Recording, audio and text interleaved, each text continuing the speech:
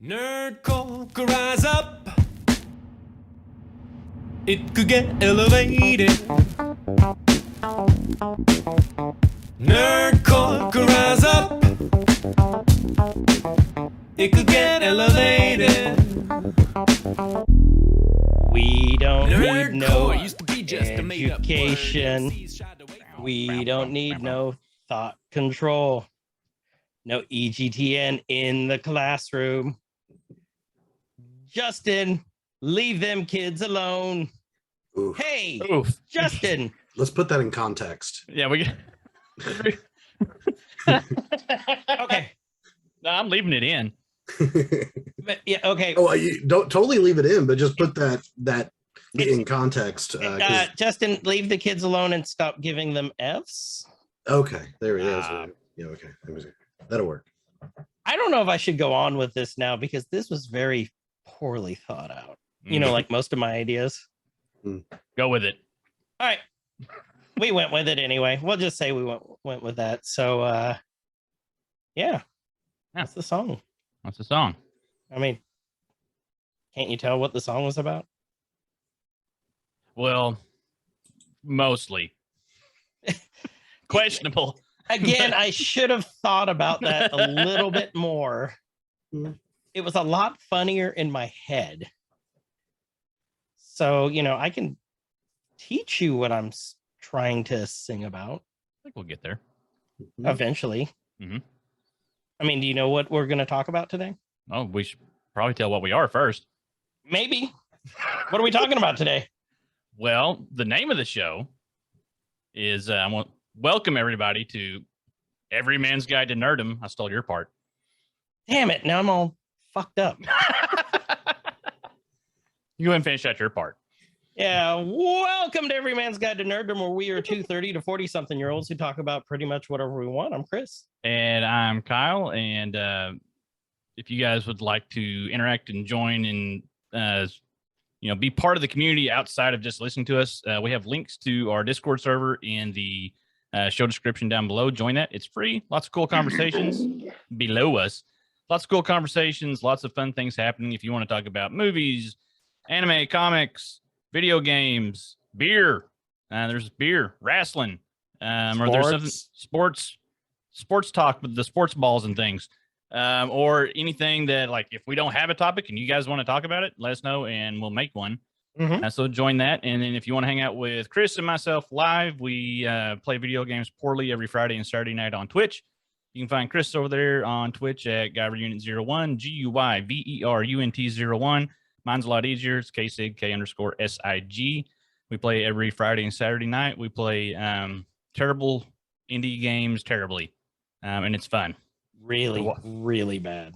Really bad. So, yeah, if you want to hang out in person, check that out. Every Friday and Saturday. Well, most every Friday and Saturday. Mostly, yeah, well, you know. Shit happens. 85% of the time. Yeah, shit does happen. So, well, right now we have two special guests with us because we're talking about education nerds. Let's start off about this, explaining why we chose to do this episode first. Then we'll introduce our guests. So this week, as I was discussing with the four of us earlier before we started recording, before we hit record, this week, 2 years ago, was the last normal week that the kids had in school. The before times.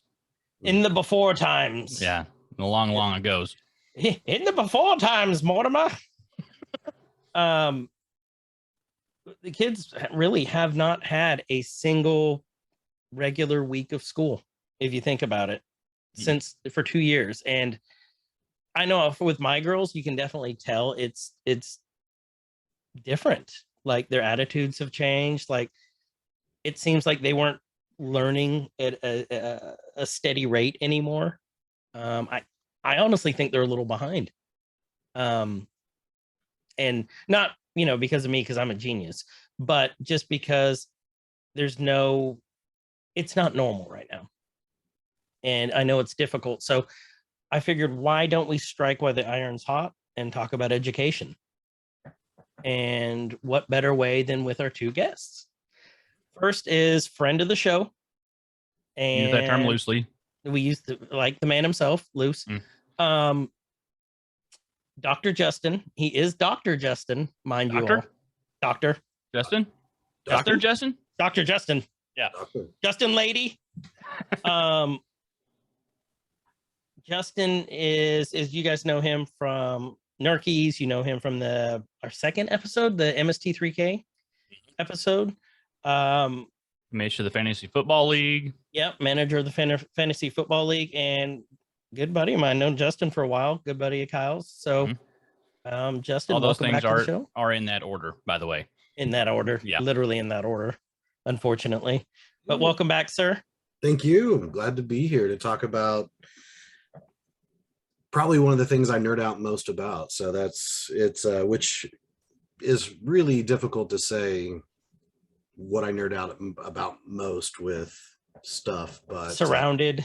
Yeah. Mm-hmm. And when you guys suggested this episode, I was really excited because a lot of times people see their nerdom as only pastimes or hobbies, but very much your work and what gets you up in the morning is very much a nerdum as well. So I love that you guys are exploring this and going that route. Extremely well said. Extremely well said. So thank you for that. That was the before we move over, that was the basis when we wanted to kick off the show, is that you have your stereotypical nerdiness, as you can see in Justin's background.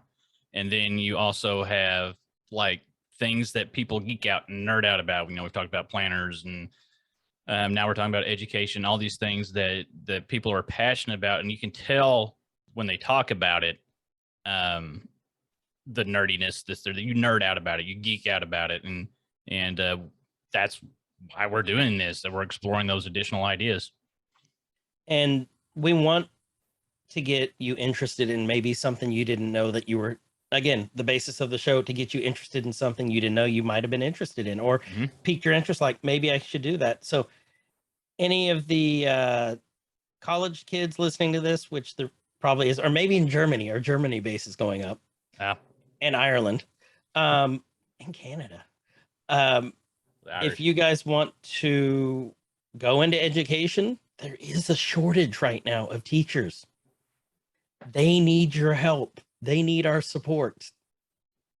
Go into education. Not me, because Kyle and I would be terrible teachers. Exactly. I subbed for 2 days and I cried. Of course, it was 5th grade. Whatever. That's a story for another day. Guest number 2. Long-time person. Probably her whole life. Yeah. Yep. She's known herself her whole life. I've known her for a couple of years now. Miss Shelby, welcome to the show.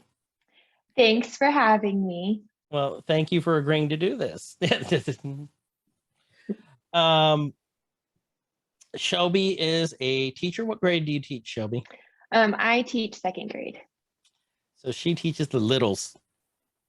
And we're going to explore that a little bit more, like what some of the difficulties are, what some of the joys are. Just get into everything there. And Justin, what do you teach, sir?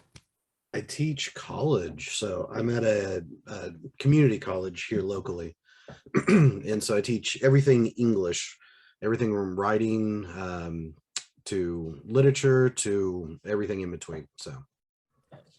And then Shelby, what subjects do you hit on, like when you're teaching? Because Justin just said what he teaches, but what do you teach? I am a gen ed teacher, so I cover it all the fun stuff. Which is just nuts to me.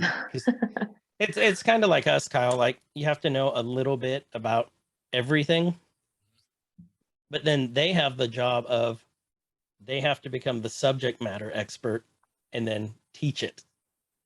Know it and relay it. Knowing is one thing. Being able to relay it is something totally different altogether. Right. Yeah. 100%. So we will go. Kyle, I believe it's your turn. Yeah. So, we kind of hit it a little bit early. We talked about what you guys do teach. But Justin, I know your answer already. If you would consider yourself like a nerdy educator, do you consider yourself a nerdy educator, and why? Yeah. Explain that. Defend that if you need to. I do. Next. Okay. There we go. Okay. Now, Enough, back on the I list. think I definitely Right. do. No And longer invite Justin to show. Take kids out of Justin's class. Okay. that education podcast was like 30 minutes long. That's It's weird, and it was complete silence. yeah, and it's all Shelby just talking, and the other guy saying sure. Weird. So yeah, and we'll talk about our backgrounds and how we got into it. I'm sure at some point, but the idea of education and nerdiness, and kind of like what I said earlier, it's like if someone is an accountant and they love it, in that nerdiness, or if someone's an artist or anything like that, you can't get a degree, especially advanced degrees, in a field and not be a nerd, because you would lose you wouldn't be able to finish because you'd lose interest and type of thing. So not just undergrad, but going on to further and further. And I think the more that you are getting educated how to be an educator, you develop a healthier sense of your nerdiness, because you're learning not only the information, but you're also learning how to give that information, like Kyle hit on just a second ago. Man, I've had some of the smartest teachers in the world throughout my long education career, but very few of them were able to actually teach me. And there's a lot that goes on. It's not just, do we know the subject matter? Yeah, we have to know that for sure. We have to be kind of nerdy in our subject matter. Anything literature, English, writing, rhetoric, things like that, I nerd out on. I read extra things about it, how to teach it, the latest things in the field, all of that. But then also, as we continue in our education, we really learn a lot about the value of that nerdum, and how that nerdum can play over into the larger aspect of our social, our culture, and then our society, and a lot of that too. So but it's very, very handy to have that nerdum, because it keeps you going, and it allows you to stay interested in how to teach. Someone could be like, I didn't finish the thought. I've had some of the smartest teachers, around, but they focused only one aspect of teaching, and teaching is such a multifaceted. You have to be a subject area expert.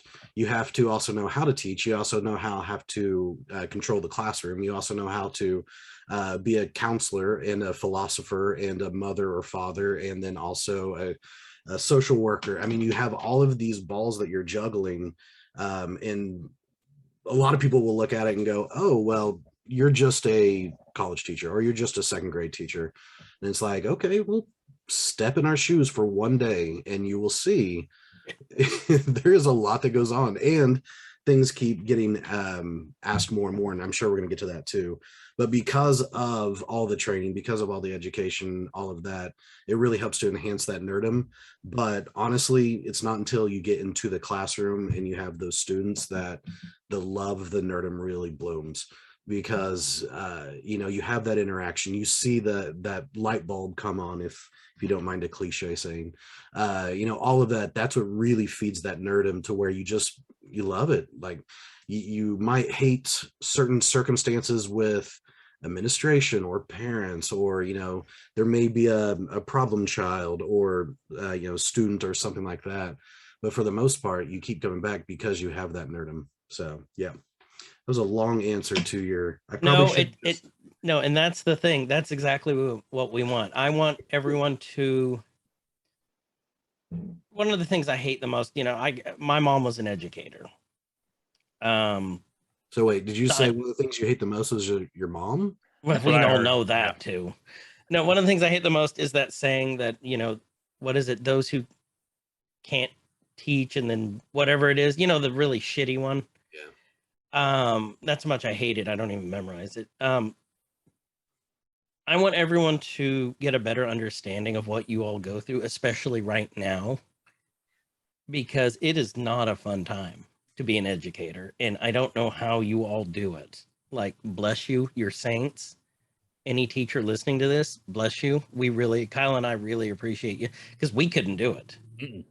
No, and you wouldn't want us to. No, you definitely look at that guy. You Yeah. don't want him in your classroom. Mm-mm. He's like, all right, whiskey time, children. All right, it's 10:30, and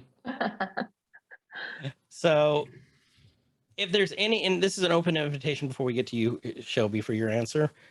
If you all want to hit on anything that we don't have on here, feel free.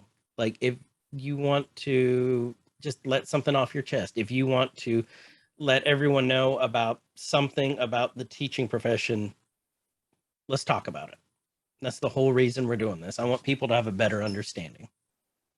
So, Shelby, same question to you. If you don't remember the question after Justin's 30 minutes, we can go on and say it again. But if you remember it, go ahead. Whenever I think about being a nerd about something, I feel the same way, that it's like you're obsessed, or it's like your passion, and you just want to constantly know all of the information and know all about it. And so I definitely feel like I'm a nerdy educator, because I'm constantly wanting to know more about what's going on and how to be a better educator. And obviously it's a lot different than how it was whenever I was in elementary school, and things are constantly evolving. And I think that's so fascinating, because there's just constantly just something new to learn about education, which is ironic. And so that is why I'm in grad school, because there's just constantly new things to learn. So, and it is very cliche, as Justin said, but the light bulb moment is a very real thing. And whenever you're putting in all that hard work and they're not understanding it, and then you just figure out how to teach it just a little bit different, and they finally get it, and then it's just like smooth sailing from there. It's just so fun to see. So, yes. That's a great answer. One thing that I want to ask you guys is, how does being in tune with your nerdiness help you connect with your students? Like, we know that Justin has a great connection with his students. He has one of our family friend's daughters in one of his classes right now. And then we have another person who's friend of the show, Hughes, Mr. Hughes, who was in Justin's class also. And we know he brought Justin into this whole thing, or not Justin, Hughes into this whole thing for our show. And Hughes has been a great member of our community. So, Shelby, I'll start with you, because I see the wheels turning in Justin's head. yeah, we'll give him a minute. Yeah, we'll give him a minute, because I think he's got a great answer for this, but I want to start with you. How does your nerdiness help you connect with your kids? I feel like it helps because I'm constantly learning with the kids, and I'm very open and honest with them whenever I'm like, I don't know what this is about. And so I'm like, I have to research it too. And so I try my best not to make my kids feel like I know it all, because I don't. And there's a lot of curriculum that I don't know what it's talking about. And I have to learn about it too before I can teach it or try to help them understand. Also, not every 2 years is the same. Like, every class that I've had, they are completely different. They have some similarities, but there's different struggles and everything else. So it's constantly a learning process, and getting to know their likes and dislikes and what helps them stay motivated. And because these years have been so insane. And like you said, that they are behind where they would typically be. I don't hold them all at the same expectation to know everything. I have to definitely meet them where they're at. And so I feel like that has helped me connect with my kids. Great answer. Ooh. It's kind of refreshing to know that the teacher openly admits, yeah, I'm going to learn with you. Let's learn together. I think that's really cool. And you know the best thing about teaching second grade, right? It's not third grade. The older I get, they stay the same age. All right. All right, all right. Twisting modern speech, turn into some healing shit. Is that the right one? Nope. I didn't think that was the right soundbite at all. I was. Nope. Wow. That That was. was Nope, probably that's not the wrong either. one too. You need to label those. I really need to label those. Nope, that was not the right one. That was a lot funnier had I pushed the right one. All right. Actually, buy I you a- disagree. I'm buying you a label maker. That's it. Mm. That's just going to happen. You're going to label your soundboard. I need to. Mhm. Hey, Justin, your turn. So, how does being in tune with my nerdiness? Man,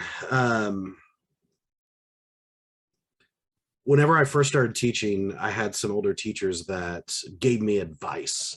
And one of their pieces of advice was, don't smile, don't laugh until after like Thanksgiving, and then you can start. And I rejected that day one because that's not me. And if you are a teacher and you try to be anything other than your authentic self, kids will see right through that. College students will see right through that. Anyone in your class is going to see right through that. And you're not going to earn that trust and respect and have usually a very good class if you're trying to be someone who you're not. I am a huge nerd. I love pop culture. I love movies. I love music. I love everything that pop culture has to offer. And so embracing my nerdiness in one area can help with my nerdiness in education in another area. So whenever it comes to curriculum, I have a certain thing that I have to teach, but I can really choose however I want to get that across. So I usually hit pop culture. I usually hit a lot of the nerdy stuff that I like,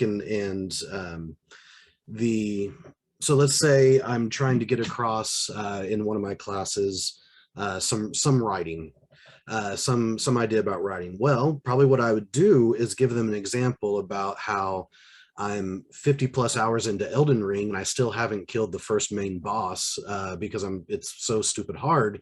And troll. I have to go around and really build up my character and explore. And I can relate that back to writing. You know, if you think that you're going to be writing the very first, a great essay the very first day, no, it's going to take a lot of exploring around. And for some people, that analogy or that idea is like, oh, that makes total sense to me. I've never thought of it that way.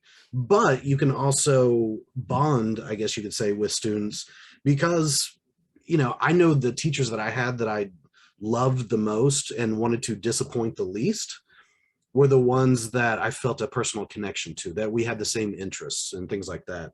The teachers who were like overtly rude and angry and mean, I could care less what they thought. And so I could care less what really happened in that class, honestly.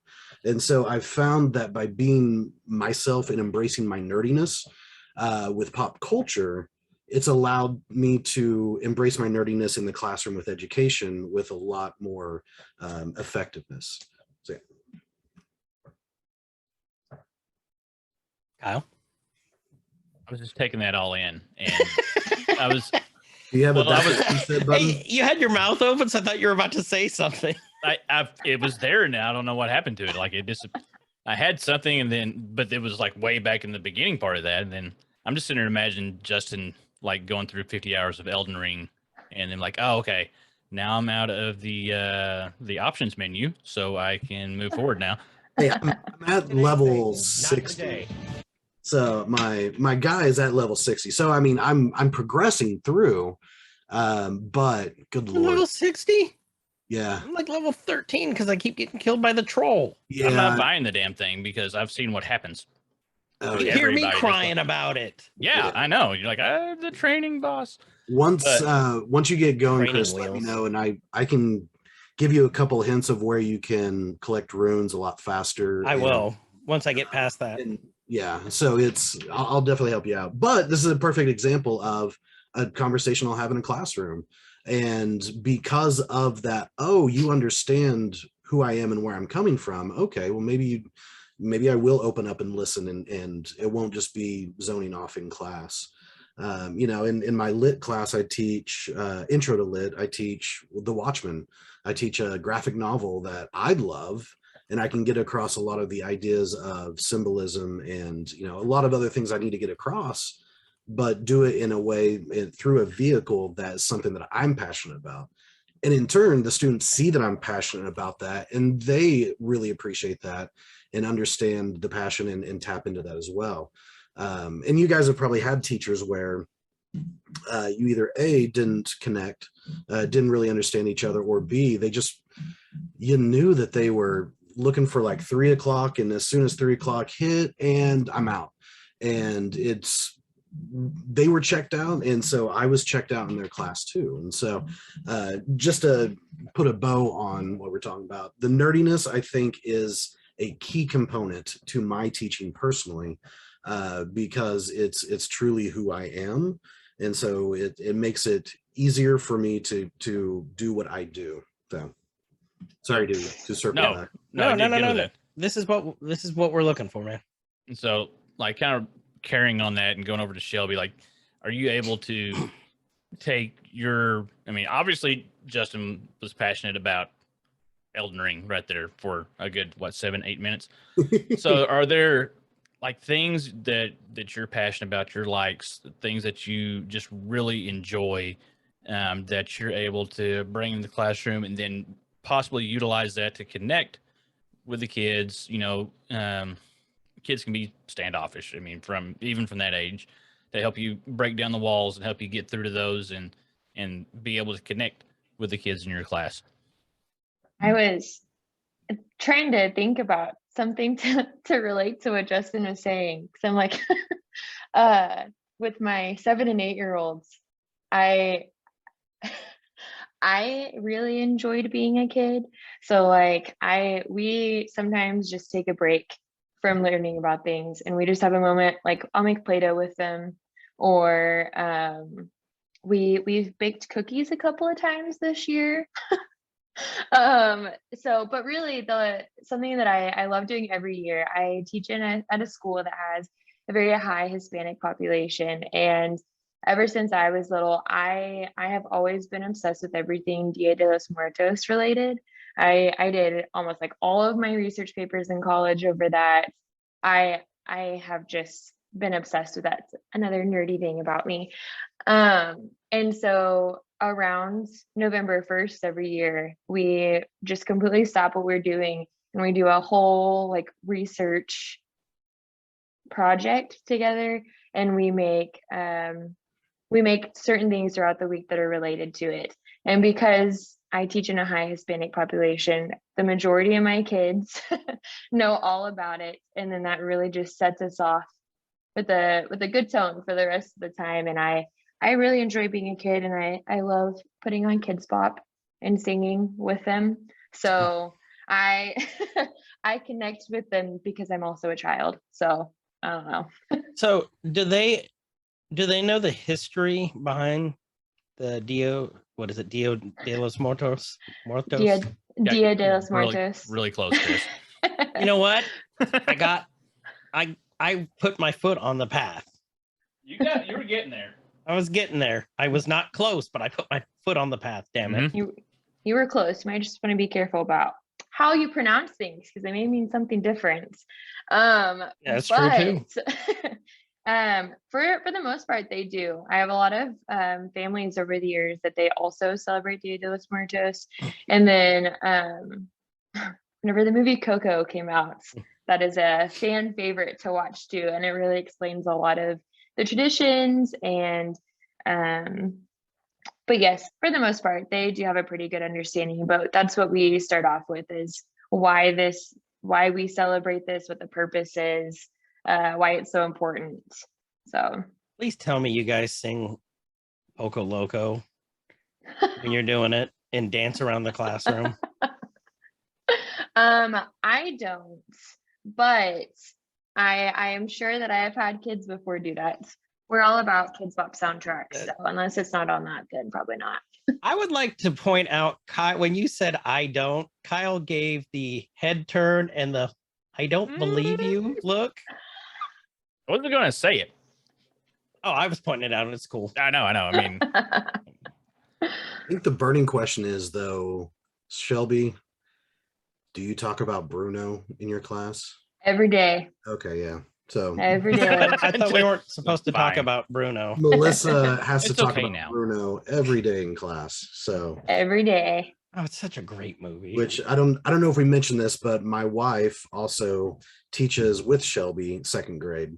And so understand definitely the struggles and triumphs and everything else that Shelby goes through on a daily basis for sure. You hear about it all the time. But yeah, that's the definitely have to talk about Bruno at least a couple times a day. Well, to be fair, there are worse things. It's a great movie. True, 100%. Okay, and then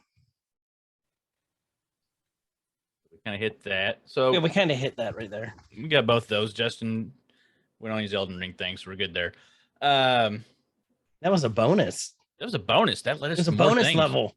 I know. Like he's like, yeah, it happens all the time. I know. goes- That's not how. Okay, anyway, No, he did it on this one because You I'm have trying to to do get it- Nicolas You have Cage to in do it. it off, not like yeah, you brushed it right back onto yourself. do when it. you- You have to brush off the shoulder. You've been a lovely audience. Thank you. So Alright. tell us, start with Justin. Like, tell us a little bit about your educational background and like the path that you took to get to where you are now. Yeah. It's hard to talk about my educational background without talking about how and why I got into education. So if it's possible, I'll talk about a little bit about both, if that's okay. Yeah, we can do that. So my original background was not education. As far as, career and things like that. My mom taught 30 years at the high school I went to, English. So don't read too far into that, Freudian type thing. Mrs. Yates. But I was constantly surrounded by teachers. I was basically the English teachers at the high school I graduated from were my second moms. And so I knew them and it was great. And they all said, "Oh, you're going to be a teacher." And my first reaction was, "Oh, hell no. That's what my mom does. No, I'm not going to be a teacher." And, all the way through high school and all of that, it was like, "Hey, you're going to be a teacher." And I'm like, "Oh, hell no. I'm going to, go make some money," and, all of that. So go to school and decide that I'm going to major in mass communications, which we like to call the laughable of all majors. So it's PR, advertising, all of that good stuff.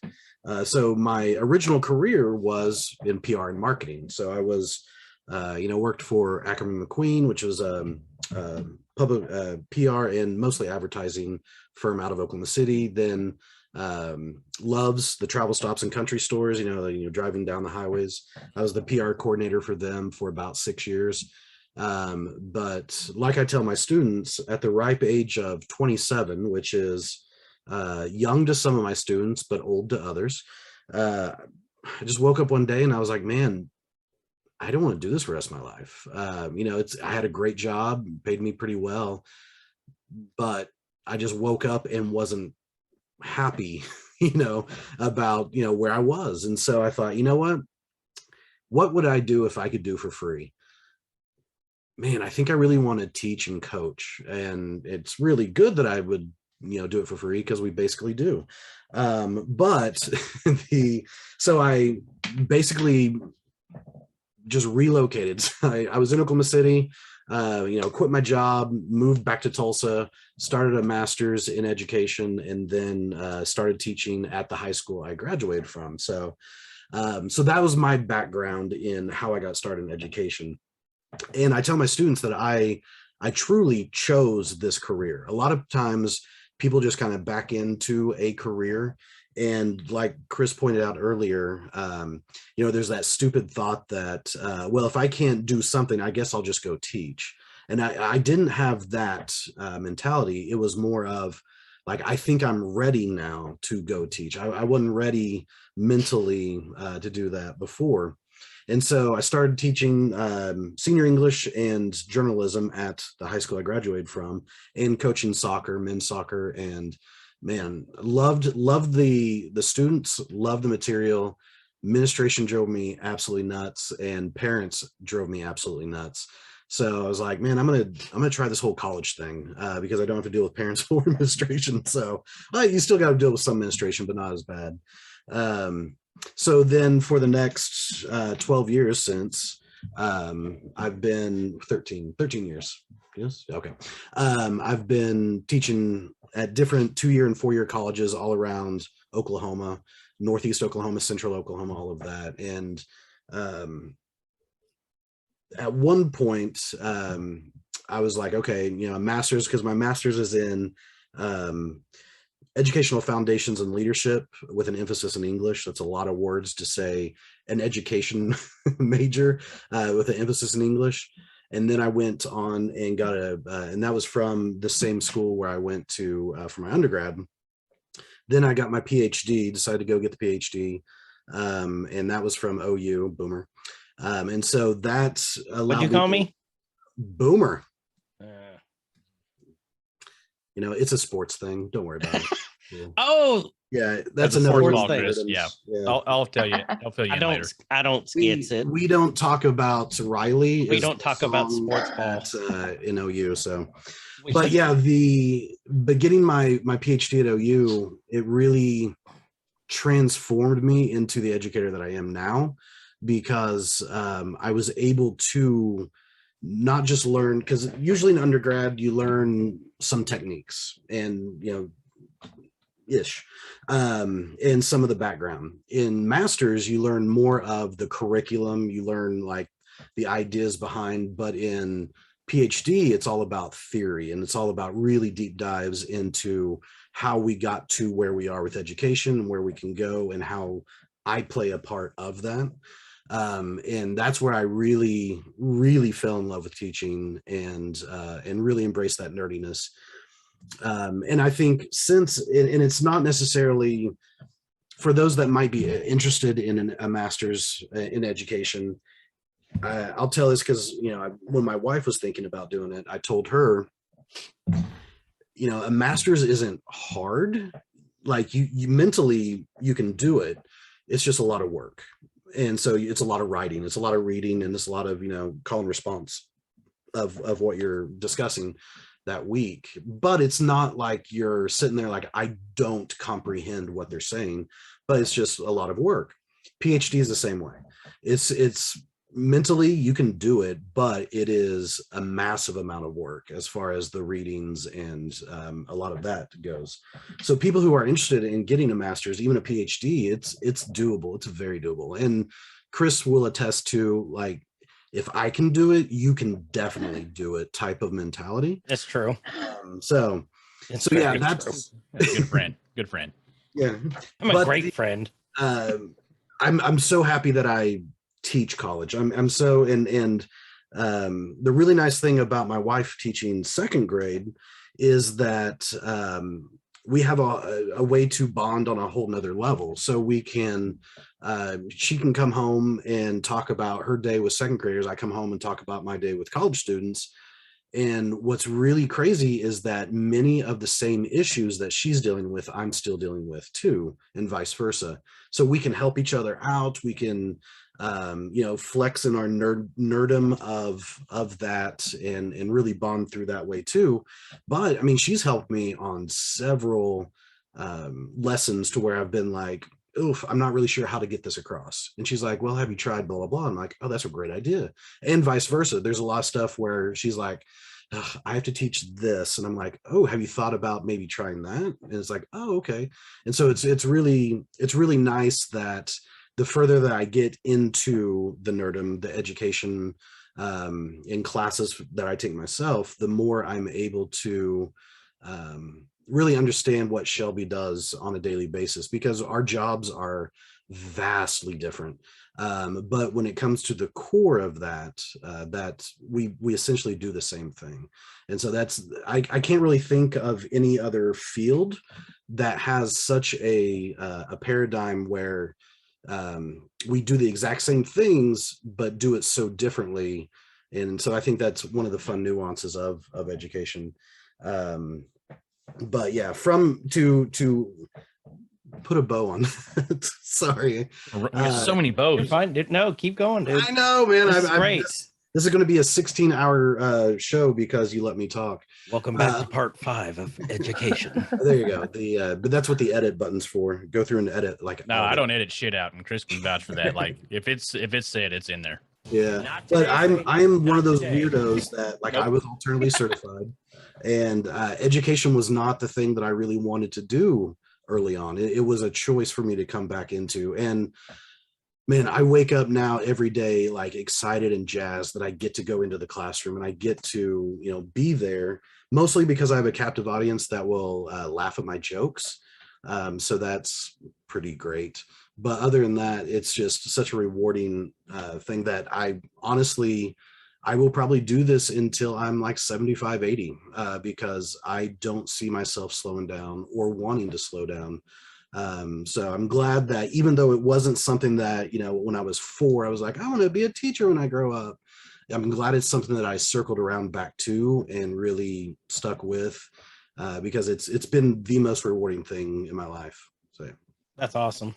I think it's safe to say that you're a little passionate about it. Like if I had to put another bow on the bow that's on the bow, like, I mean, and that's exactly like, what we kind of prefaced with early on of exploring like normally not thought of realms of nerdiness, and the way that you guys speak about working in your classroom and how you've got to where you are and what you're doing is the same like tone, cadence, and enthusiasm that somebody that is excited about a new video game or a new Marvel movie or that's that engrossed in it and that tied into it that, they say it all in like one breath. And that's what I'm getting from you guys. And that's what we wanted on here. And that I'm very appreciative of both of you for coming on and doing that with us. Like it's like Kyle and Thumbtacks of the world. Mm-hmm. Exact same passion. So right there. Rubber band collection. Okay, I've got to ask this before we go to Shelby here. Has your wife ever asked you, and I'm not saying her name so we don't dox you or anything, has she ever said to you when you're like, oh, yeah, I just can't get through to them, and she's like, have you tried Skittles? Have you tried offering Skittles or making a Skittles rainbow with the water in the plate? I'm going to get a little nerdy here. Oh, okay, hold on. Wait a minute. I had to put on the glasses because I'm going to get extra nerdy here. Okay, yeah.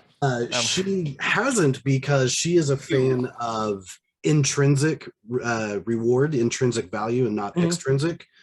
And that's a very, I mean, Shelby, I'm sure, deals with that so much. The idea that you want a student to do it intrinsically for themselves, not extrinsically for a reward. And so personally, especially once they get to college, the extrinsic type of reward is, did you get a good grade on your essay or something like that? You happen to see it a whole lot more for sure in, the elementary schools with the extrinsic, hey, if you just fill this out, I'll give you a lollipop. But in the long run, what are we teaching that child as far as, just life? Just because you play on a sports team doesn't mean you deserve a first place ribbon. Just because you do an assignment doesn't mean you're going to get 100 on it. That's just not how that's not how the world works. And so to answer your incredibly valid and slightly like fun question with a overtly nerdy response.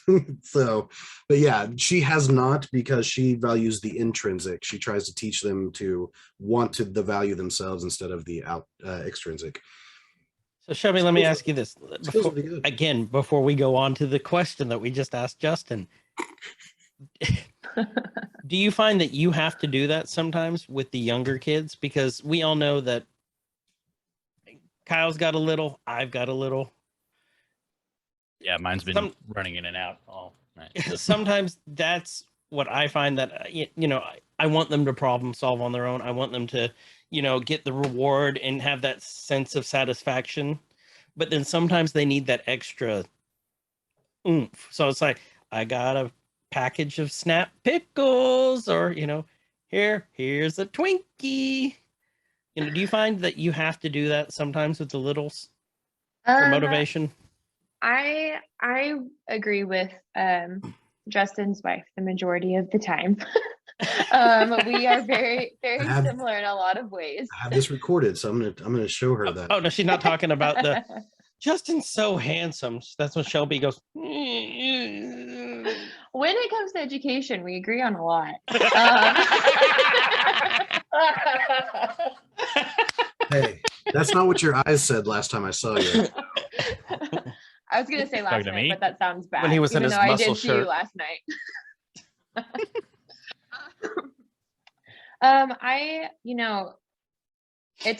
It's difficult for me because I sometimes like to give myself a treat whenever I do something right. And I'm like, I'm so proud of myself. I deserve a coffee. And so, but with my kids, I try to teach them to problem solve for themselves. Mhm. And because they are at this age where they are still very dependent. And by the end of second grade, they are almost, these third graders, they are becoming so independent. So it's getting them from dependency to independency. And the amount of times that I say throughout my day, I need you to go problem solve. Like, just go problem solve. And for the most part, they can do it on their own. At the beginning of the year, I have to give them a lot of nudges, and there's lots of trying to keep them accountable and teaching them how to do those things. I say that I have never given them a Smartie for doing something? No, because sometimes I just need them. I need them to stop asking me, and I need them to figure it out. So I will sometimes bribe them with candy. Yes. I absolutely love Smarties. I'm not gonna lie. That's like He's probably got some in his pocket he doesn't realize right now. I To might be honest with you. some Werther's originals somewhere. Would snort Smarties. So, Mhm. Smarties but, straight I to the mean, dome. both It's- Chris and Shelby bring up an excellent point about teaching, in that it's not cookie cutter. And even though we have an idea of how we want to teach, a lot of times just personal nature, human nature comes into play. And any parent will know that, sometimes it's just easier to give them that damn iPad. Sometimes it's just easier. And so please don't let my diatribe on extrinsic, intrinsic make it sound like, I have done extrinsic for sure rewards before in a classroom. It's just like in parenting, if you solely do that and rely on extrinsic, then that's whenever you set up a really bad pattern for that child and learning and all of that. But have I ever used it? Yes, of course, because You got to dangle that carrot sometimes. you got to dangle that carrot, and that sounds dirty. I don't know. Is that just me? Okay. Yeah, a little bit. I mean, we're there with you. Yeah. Okay. That's where my mind went, but but go ahead. I'm glad you're dangling so many carrots when we talk about kids and education. Only for you, Schmoopy. There you go. Yeah. But it's weird because it almost sounds like you two are teaching the students life skills and not babysitters, like a lot of your critics say, or a lot of the keyboard warriors when they talk about go get a new job. You don't like it? Well, who's going to teach your kids there, dickweed? Yeah. Who's going to teach them the life skills that they need? Yeah, we'll definitely get into that. The internet. I don't know Shelby's background. So how did you get into education, Shelby? Yeah, I feel like that you answered this. Did we lose our show? we did. Okay, welcome to the Justin on Show. with it. Let's go. Yep. Welcome to the Justin Show. Mhm. I feel like he answered like 3 different questions with his very, very long answer that he gave earlier. So That's I right will on try to brand. answer those same 3 questions. But I agree. We would have to look back at my childhood to understand why I got into education.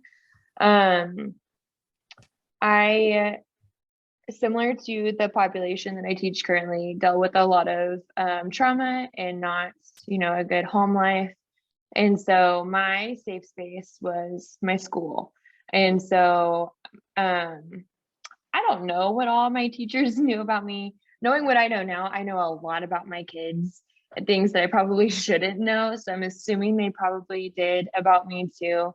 And they just always made me feel so loved at school and like I was so important. And that really always stuck with me. And so I was definitely a teacher's pet all throughout my elementary, middle school, and high school. I am friends with almost all of my teachers on Facebook. Like I love them so much. And so that, I mean, again, just always stuck with me. And I wanted to be that person for kids that are going through, you know, all of the lovely things that they're going through at home or in their little worlds that they're going through right now. So that's why I got in it. But my education background is I have a degree in early childhood, which is I'm certified to teach between birth through 3rd grade in Oklahoma. And then I have a double certification in English as a second language. And then I am currently at OSU, go Pokes. I am actually going to grad school to get a degree in educational technology with an emphasis in Justin laughed if you're just yes, listening he to did. this. Yeah. Justin just put a bow on it and left. So so I'm going to grad school to get a degree in educational technologies with a focus in school media library. So with that degree, I could either run a department of ed tech or I could be a school librarian, whichever one. What do you want to do? Lots of options. What do you want to do? I love both of them. So this was like the perfect situation for me because during summer school, I always teach a STEM class. And then I also have, this is my other nerdum, but I have over 900 books in my classroom library that I have acquired over the years and that I've purchased because I have a problem with books and I want them all and I love them all. So I really, either way, they all need a good home though. That's all the books need a good home. And it's not a problem unless you consider it a problem. I think that's a great situation to have. Yeah. Like we don't have enough reading that goes on anymore. Yeah. Well, I was going to say how I know that I have over 900 is because I signed up and I purchased my own online like library catalog and I have a little scanner that I scan all my books in so then I can see. So yes, you have like over 900 books. Like a Shelby decimal system set up in. Yes. I do. I have them all categorized. Thank you. That's my good one for the night. I get one a night. There's something that you mentioned early on, and I want that I want to bring back up just as a PSA for any parents of small children in school. Their teacher knows everything. Everything that you say or whatever you do at home, you cannot get away with anything. It's my greatest shame. When you go to the parent-teacher conference and you get that look like, yeah, they know. Whatever it is that would cause that, they know. They know what you did. They know what you said. I understand you don't like wearing pants around the house or when you pick up dog poop in the yard. Well, and that's why all of the teachers called Chris Beanie my yard whenever he was in high school, because I mean, everybody knows. You're not wrong. Everything. Because kids love to talk. So you probably know everything. You know, the good, the bad, the ugly, and the hilarious that you just can't. And we will not ask you to repeat on the show. But no, we don't want to because that is but just protected information. Protected, but a lot of it. But I mean, yeah, the kids talk. They know everything. So were you done? Where were we? I don't know. I lost where we are because background into education. Because we hit 3 of them at once. And Shelby, this is why we do show flows, because we always tend to do this.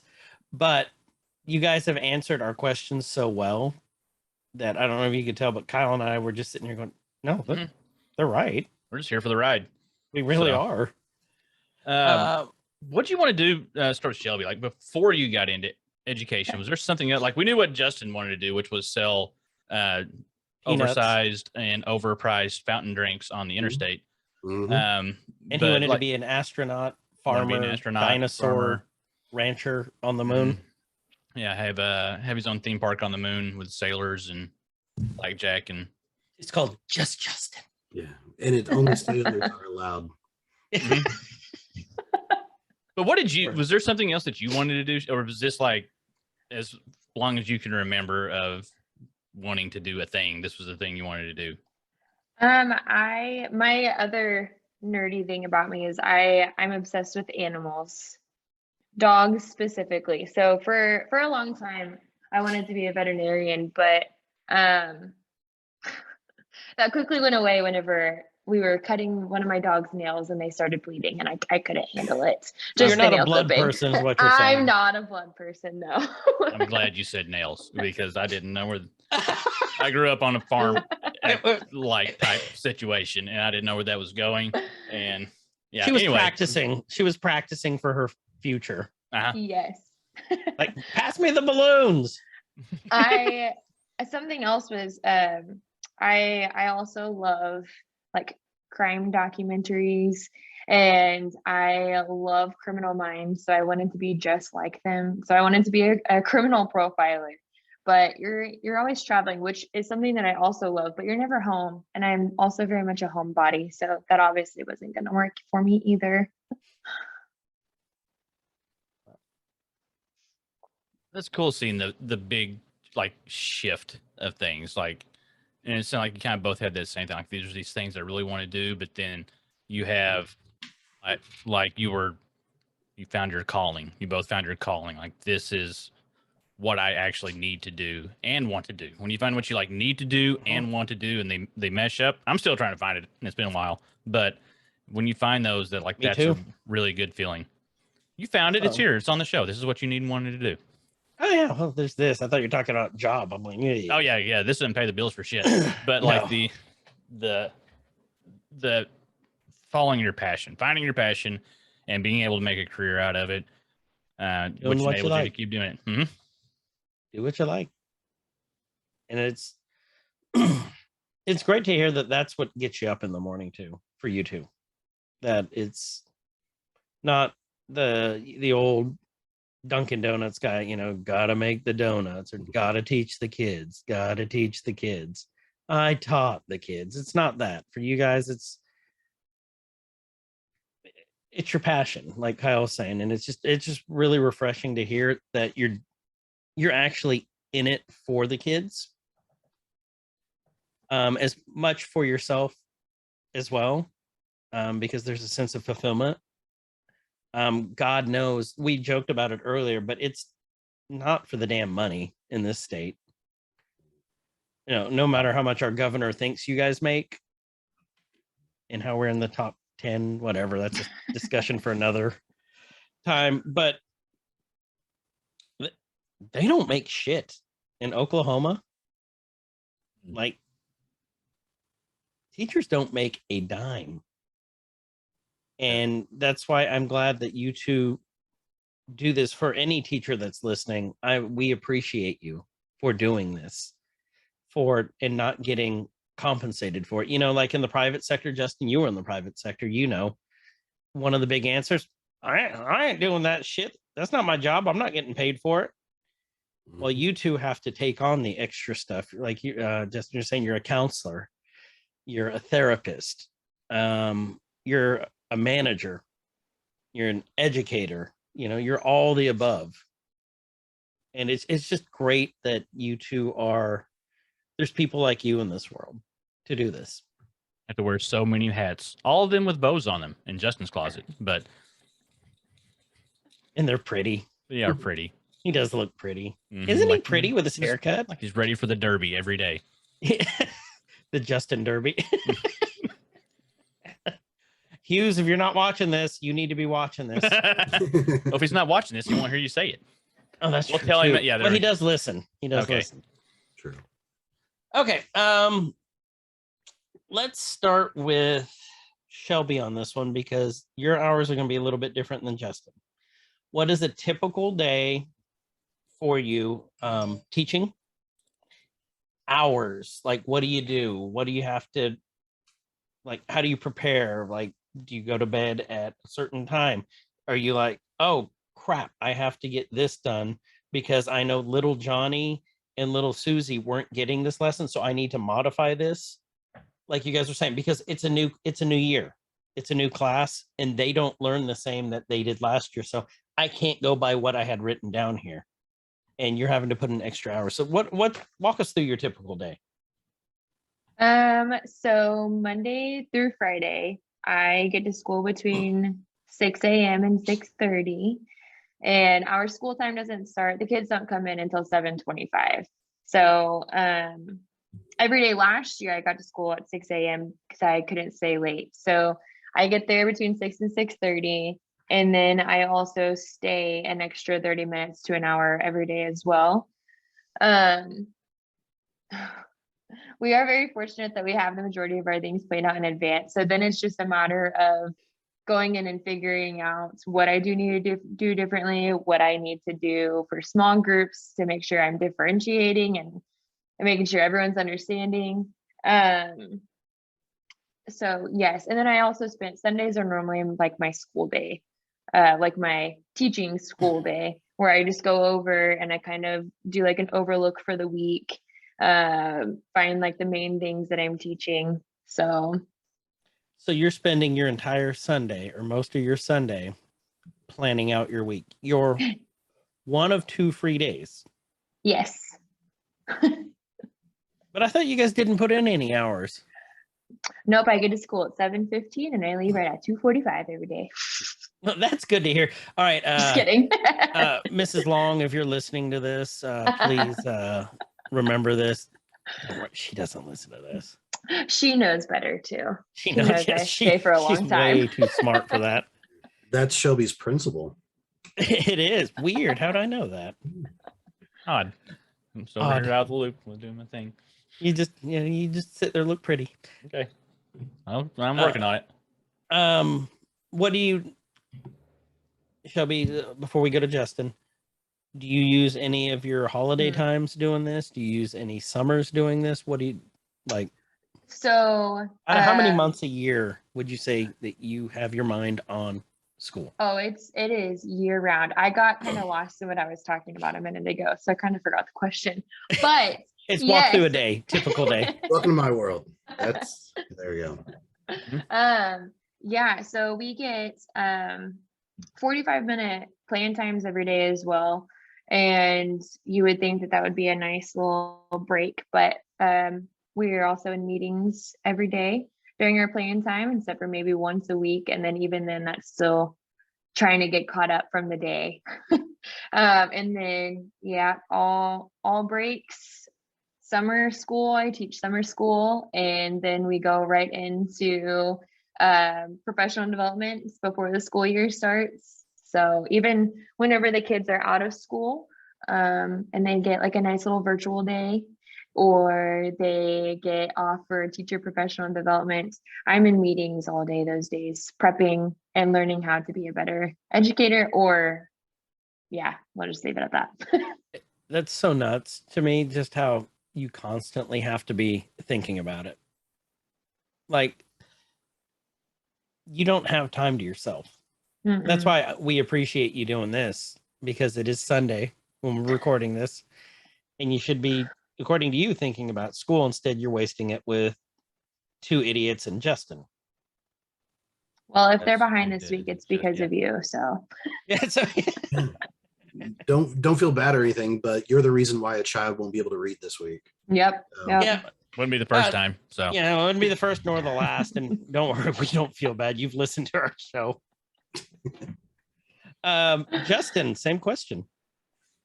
Yours is going to be Justin's going to be a little bit different because he's higher ed, but it's still going to be similar. So what's the difference in that? Well, one of the biggest misconceptions, and I've taught 9th grade, 10th grade, and 12th grade along with college. And typically I teach freshmen and sophomores. I've taught some upper division, but one of the biggest misconceptions is that a teacher, they work, 8 hours a day, let's say, and then they just clock out and then they go back the next 8 hours, but then they get 3 months during the summer. What? I don't get that at my job as a dentist or whatever. What they don't know is, I know this for a fact because I've had a different career, a corporate career. Whenever I left work in a corporate career, I clocked out and I didn't think about it until the next day I clocked in, and hey, now I got to think about it. In education, I am thinking about it 24/7 and working on it more than what I was in my corporate. And yes, we get 3 months in the summer, but A, not if you teach summer school, which I typically do. B, not if you're actually doing what a majority of teachers do, which is plan for the following year and, do all the curriculum, the lessons and all of that. And I mean, there's so much that goes on that doesn't happen in the classroom. So for me personally, nowadays, COVID has had a different change of schedule, of course, with my college classes, but I work basically Tuesdays, Wednesdays, and Thursdays. I've got 2 classes on Tuesday, Thursday that meet for an hour and a half. So I if you want to say work 3 hours a day, Tuesday, Wednesday, and Thursday, because I have 2 blended classes that meet once a week on Wednesdays. So for most people, that'd be like, what? You work like 3 hours a day for 3 days a week? Man, you're lucky. Well, you're not counting office hours. Well, you're not counting the grading. A vast majority of my work happens whenever I'm home and on the weekends. And, some people actually get weekends. That'd be great. I would compare teaching and weekends to when I worked retail. I never got a weekend in retail, and I don't actually have to go physically in teaching to lose my weekend. But man, it's a solid probably 4 hours each day on the weekend to prepare, to grade, to do all of that. So so the technical answer is because I've teaching at the college, and because I have online classes and we only meet, COVID and all of that, it looks like I only work 3 days a week for 3 hours a day. But man, it's, especially since COVID, seems like we are working overtime on a lot of stuff, especially in the English. I was not smart enough to be a mathematician, both because math people are really smart, and also they can just like have scantrons. There's your grading. No. In English, I have to read essays, and every essay takes about an hour and a half, 2 hours to grade. And then you multiply that times 120, 150 students, you start to see, and you also multiply that times, well, you have like 5 essays, 6 essays a semester, and then you have 5 classes, you start to see, oh my God, that is a lot of time that's not in the physical classroom.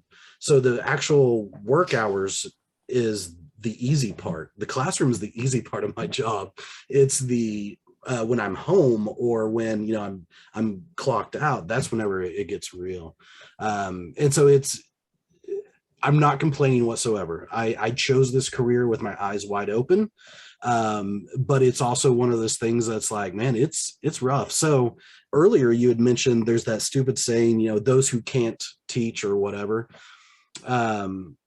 That always pissed me off too. And because my mom was a teacher, and so I saw every day how much she worked and all of that. And my dad and mom both warned me, how much like grading and crap you're going to be doing outside of class, right? And I'm like, oh, it's going to be great. And I'm like, now it's just, it's an accepted part of the job, but still it makes me, a little sad. Yeah, some days. What you said about the essays, that made things make a whole lot more sense to me finally, of things in my past, the hours and hours of each essay, and then hundreds and hundreds of essays, because my last name starts with a W. So I was at the bottom of the list. So by the time the professor got to my essay, they were tired as shit, and they're like, you know what? Screw him.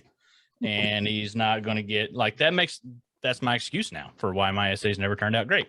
Because they were tired and fatigued. For those of you who are wondering, Kyle's last name is actually Wanker. Mm-hmm. So Well, I mean, and- it's got a double meaning when they Yeah. grade his stuff. It's and I French. think it's definitely true. It's not your fault for how you ended up in school. It's definitely the teacher's fault. Yeah, exactly. That's what I. That's By what I'm, God. That's Yes. that's what I heard too. It's because the teacher was tired, and that's why you got it back. It wasn't because you wrote a shitty Mhm. essay. It's Yeah. because and you started it the night before, and it only met 3 of the 10 qualifications specifications they're looking for. Oh, sleepy But Dr. is it- Owen. That's what I'm saying. is He's the- the one. I still remember his name. Anyway, God, I hope none of your kids' teachers are listen to our podcast in this episode. It's like it's the I hope- teacher's fault. I hope none of them have listened to any of the other ones either. Oh, that's true too. I was gonna add in. I didn't even think about because in school you're also expected to participate in lead committees and things. And so I am the lead teacher. So I also have a lead teacher meeting. I run 2 committees. So I have my committee meetings after school. We have our whole staff meetings. I teach after school programs. So like it really is. It's a lot. Yeah, and then if you It's- coach Yeah. coach a team or do something like that, that's a lot of extra responsibility time, not just practicing games, but you got to fundraise, you got to work with the parents, you got to work with the administration, you got to work with the bus barn to get the transportation, you got to work with, like, there's so many facets. So someone typically will just see a teacher and be like, oh, a 2nd grade teacher, Shelby, I'm sure you just like finger paint all day, it must be the easiest job. And that's again why I come back to just try it for a day, man. Just Yep. try it for a day, and Like for 2 days. yeah, you'll have a different opinion about what teachers do and the skill that it takes, because juggling so much, you're not just teaching, you're working around the lesson. You're seeing this student out of your 20 to 30, you see one student gets it, you see 3 students that are talking, you see one other student that is like, and so you have to corral and get them going. Okay, you're good, I know that. So maybe you could talk to the person next to you that's confused and maybe explain, you 2, I need you to stop talking and listen to me because I don't think you're getting it. The other one over here. And then so you have that, but then you bring in the trauma, like Shelby was talking about. If a student didn't get to sleep last night, they don't care about writing a stupid essay. If a student doesn't know where they're going to eat tomorrow, they don't care about a math lesson. And so we also have to be the counselor and all of that we talked about. So there's so much more to the hours. There's so much more to the time and the mental fatigue that it takes. I mean, there are certain days I come home and I just like crash, and they're like, well, you just taught like 3 hours. Well, maybe, but man, just think about this, and this, and it's so much more than in a corporate job. And I'm not saying corporate jobs are easy by any means, but so much in a corporate job, sit in a cubicle or something, you have one singular task. I'm going to do this, and then I'm going to do this, and then I'm going to do that. But as a teacher, man, throughout all the hours of the day, you're constantly multitasking and thinking about the next day, but also thinking about yesterday and that lesson and what didn't work. But you're also in the middle of a lesson and talking about that and what's working, what's not working. Then you're thinking about next week, I need to try a different type of lesson that's doing. And so all of this is happening while you're actually teaching, and it becomes a juggling act. It's pretty impressive to see someone who's good at their job of teaching, how they can just seamlessly go and make it look so easy. And I think that's one reason why there's a misconception about hours and everything else. Is one reason is people probably had good teachers and thought, oh, that's an easy job. No. Just because, it's not like I look at LeBron and go, oh, basketball's easy. Look at that guy. He can do all that. Basketball's easy. No. And LeBron just makes it look easy. yeah, and Shelby is the LeBron of teaching. That's what we should take away from this. So I had a student teacher last semester, and that first week that she was with me, every day she would text me until like 5 asking me questions about like what the next day is going to bring. And she would come in the next morning and be like, yeah, I stopped texting you and I fell asleep. So she'd fall asleep at 5 because she was so exhausted from being in the classroom. Yeah. Jeez. Well, another interesting thing that Justin just brought up too I agree with that. I crashed at like 8 o'clock, even when I was supposed to be watching my kids. After those 2 days of me subbing, just because the little kids lying to me, telling me stuff. And, They saw you as soon as you walked through the door. oh, Like, they knew. it's like prison, like fresh meat, boys. Mhm. I still stand by saying that I wish that you would have been in my room for those 2 days. Oh, I would have taken it over 5th grade. Ugh. I like 2nd graders. That I need to not put that. Okay. I don't even know how to put that so where it doesn't sound creepy. Okay. But what Leaving it Justin in, was saying, so. yeah, thank you, Mhm. asshole. One thing that a lot of people don't understand, the district that Shelby and I work for, and Justin and I both went to school for, when we were there, Justin graduated the year ahead of me. When we were there, it was the rich school in this part of the state. It was, I could name on one hand the Asians in the school, literally in one hand, because we all hung out together. And add to that, we graduated with almost 1,000 people. Yep. And so that tells you if the Asians were one hand, but you graduate with 1,000 people. So yeah. Yeah, and like I could tell you there, I could tell you almost every black kid in my school too, because there wasn't a lot. It was a very, very white district, very affluent, very rich. It's funny how everything changes now. The district just built a $26 million football stadium.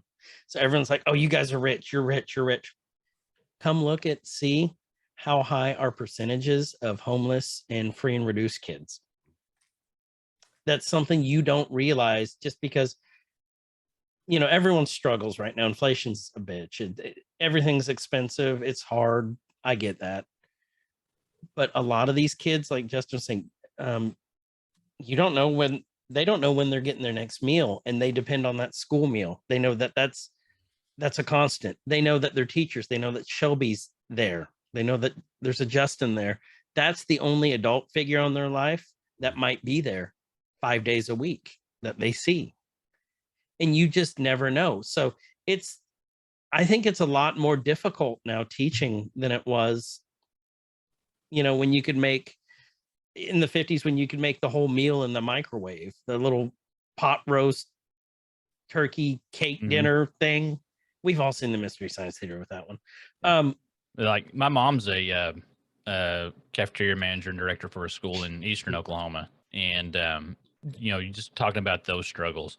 Every time I talk with her or go visit, I hear those, and she can tell some horror stories. You're talking about, kids not knowing where their next meal is going to come from, or that may be the only meal they get that day is Monday through Friday while they're in school.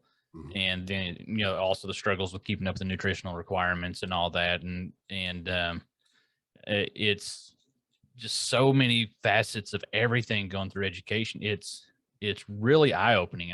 And I really implore people to, the 7 or 8 people that listen, to really talk with the teachers in your district, your kids' teachers, the teachers that aren't your kids' teachers, and the administrators and the staff and all that, and understand what they're going through day in and day out, because you get a idea in your head, like what you guys have talked about. Oh, they only work 3 hours a day, or they're off all summer, and you get this idea in your head, or other people put that idea in your head.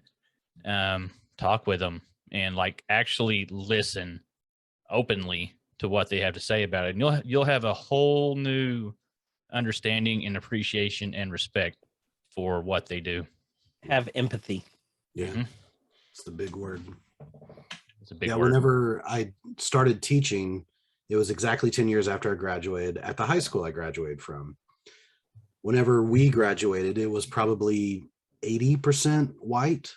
I would say there was, and then probably 10% black, 5%, 4 or 5% Asian. And then, we had some indigenous, we had some others, but for the most part, about 80% white. Whenever I went back 10 years later, it was about 65% white, which is like, oh, that's only like 15%. But when you have 3,000 students, that's a big shift. That's a huge shift. And especially it went from more of the upper middle class to more of the low socioeconomic. That's a huge shift. And then 10 years later, whenever my wife started teaching at Union, it was even more so a shift. Now I would say probably about 50% white, in that range, maybe actually a little bit lower. And I haven't looked at that district's, numbers and things like that, but just from her classrooms, just from me seeing and going to the high school and seeing and things like that. And so it's hard for a community that had prided themselves on being the football power, the economic, stability of this really high achieving school system, school district, and then see the pushback from some in the community whenever it had a racist mascot. We were the Redskins, and that's a whole nother probably podcast. But whenever that changed, it wasn't until we had a majority, I would say a majority of minorities in that district, that the huge push really happened. There was always a talk about it, but it always got dismissed. Well, it's fine. We're honoring the Native Americans by calling them Redskins and bullshit like that. So racist. And I don't mind calling it like it is. So it finally did change. And who were the loudest ones that were like angry about that? Well, wasn't the people who are currently in school. It wasn't the people that really had students, parents that had at that school currently. It was the people that had graduated, and it was the white people who had graduated who were from that upper middle class, not the low socioeconomic and all that. And so we're seeing how economics play within the US, within our state, how things are changing.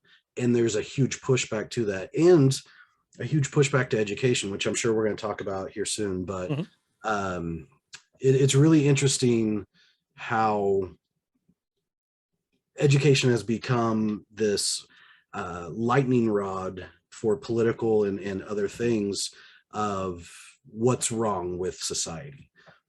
Well, we need to be back in school. It's the teacher's fault, blah, blah, blah. We need to, no, there's a fucking infectious disease that is killing people, and yet you're going to outlaw masks. You're going to do all this bullshit for political points, but you care nothing about the education of the actual students. You care nothing about the safety of the students and the teachers and things like that. You want your daycare. I'm gonna ratchet it down a little bit. Well, No, anyway, because tell us how you really feel, Justin. Like, I'm I about want to to. go This is actually a good segue to our next question. Yeah.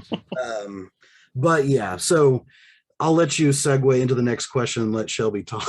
But Well, it's going to rile really you up interesting, again. the changing face of education, especially since COVID. But yeah, Kyle, why don't you rile him up again? Let's start with Shelby. The next one is let's go. So we got Angry Justin. I know I can already tell that it's just going to come back. Get him a Twinkie. take off my shirt and do this. Oh no! Wait, hold on. I mean, wait, How no, zoom in. gracious. Oh, sorry. Christ. So the clamp. So That's what there, you do in a fight, right? Take off your shirt. and I can see this pot probably, and this is just my assumption. So you can tell me if I'm wrong. Justin will tell me if I'm wrong. There's no problem with that. As early education, elementary teacher, elementary school teacher with the little ones. How much of your own money? You don't have to give a dollar amount. You don't have to give a dollar amount. You don't have to get personal with it or whatever. You can just be like, yeah, shit ton. Do you spend of your own in your own classroom on your students that's non-refundable, now non-tax deductible, which is a bunch of bullshit. That's out of your pocket, that you're doing it just because you love what you do. I mean, you guys are both obviously passionate about it. Mm-hmm. And so, like, I'm sure it does sting a little bit, but you're doing it for a good cause and you're doing it because you want to. This is all like extra things, or even things that you need that you're, talk about that. I'm trying to think Um, of how to do it without being like extra personal about it. It's funny that you say the tax deductible portion, because it's always so laughable whenever I have to type in my measly $250 that I spend in my classroom every year, because that's like, I mean, a month or two in, I typically spend that amount. So whenever I think about the money that I spend in my classroom, if you were to look into my classroom, you would see that obviously it's not things that the school provided. I love to spend money on the kids. I love trying to find new and engaging things for them, or even for SEL, something for them if they need to go and calm down and they need to collect themselves. Like I buy them fidgets or other types of things for them to I calm got one down right with. now, actually. And then I get them books every month, because Scholastic has the $1.50 books. And I also have in my top drawer in my desk, I have 2 packs of socks and 2 lunch pails and some extra clothes, because there are a lot of times that kids will come in and they're not wearing clothes that they should be in the trash. Or they come in and I've noticed that it's the third day in the row that they don't have any socks on. And so at this point of the year, for the most part, all the kids know, like if they need something, I'm a sucker, and I will buy them anything that they need that they are not getting. I'll get them food, I will get them clothes. So I don't know how much money I spend on them. It's probably a ridiculous amount, but it's worth it to me for them. So That breaks my heart. It really does. Like, I know we've said this, but it's like you don't really understand until you see it firsthand. Just how happy a kid is that you give them some socks because they can't get any, or you give them a bag of chips because they haven't had anything to eat over the weekend. You know, just something. Just, and I'm glad there's people like you all. I'm glad you people help them. But it's I hate that you have to spend your own money to do it. I wish that this country in general would take education a lot more seriously and be able to provide the kids for what they need. Like we always say, we want a top 10 state, or we want America to be #1 in the tech sector. Well, to do that, it starts with education. You cannot have an untrained workforce or an uneducated workforce, either one, because either way, if you train someone for success, they're going to be successful. If you educate them, it's going to help them be successful. But the more that we just keep underappreciating our teachers and our education system and using that as the stone to cast in COVID, in just anything, that breaks my heart. And what's, especially in the United States, what's the way that we show that we value something? We fund it. Mm-hmm. And that's one reason why teachers like Shelby, teachers like my wife, they have to spend easily $1,000 a year, easily, of their own money. I mean, think about if you were working in a corporate job and you ran out of pens and you had to buy your own pen for your job, you would throw a fucking fit. No, this is my job. I'm not going to buy a pen. I work here. Buy me a pen so I can use it, or else I can't do my job. But for some reason in the education world, it's just expected that a teacher who's already not being paid well to pony up a lot of their own money. And $1,000 is actually pretty low, because that would be $500 a semester. Actually, I would say easily $2,500, $2,000 to $2,500, because there's so many small little things, and it's things for your for your classroom, for your curriculum, for the teaching, but also a lot of it's for your students. You want them to have Valentine's whenever their family can't afford to have that. You want them to have some type of gift at Christmas because their family can't. And so does the school pay for that? No. Should education pay for some of those extras? I don't think so.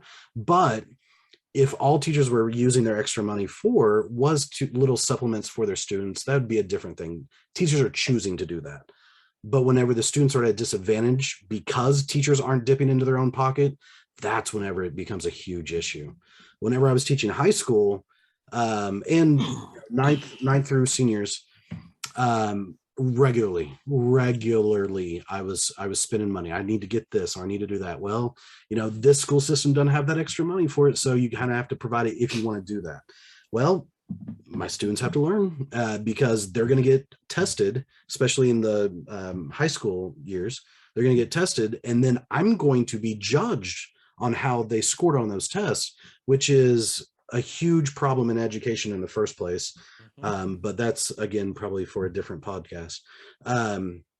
But if I don't provide that stuff for my students, then they're not going to be able to learn. Then they're not going to be able to test well. Therefore, it's going to reflect on me. So it's almost a pressure to spend our own money. And it's just happened so long that it's just become commonplace. Oh, well, if you're a teacher, you're going to spend easily $2,000 a year. Well, shit, that sucks, and luckily whenever I went into higher ed, I haven't had to spend that much because I don't have my own classroom to decorate. I don't have my own students that continuously come to me for 7 hours a day, 5 days a week, things like that. And it's also college students, so they can buy their own stuff.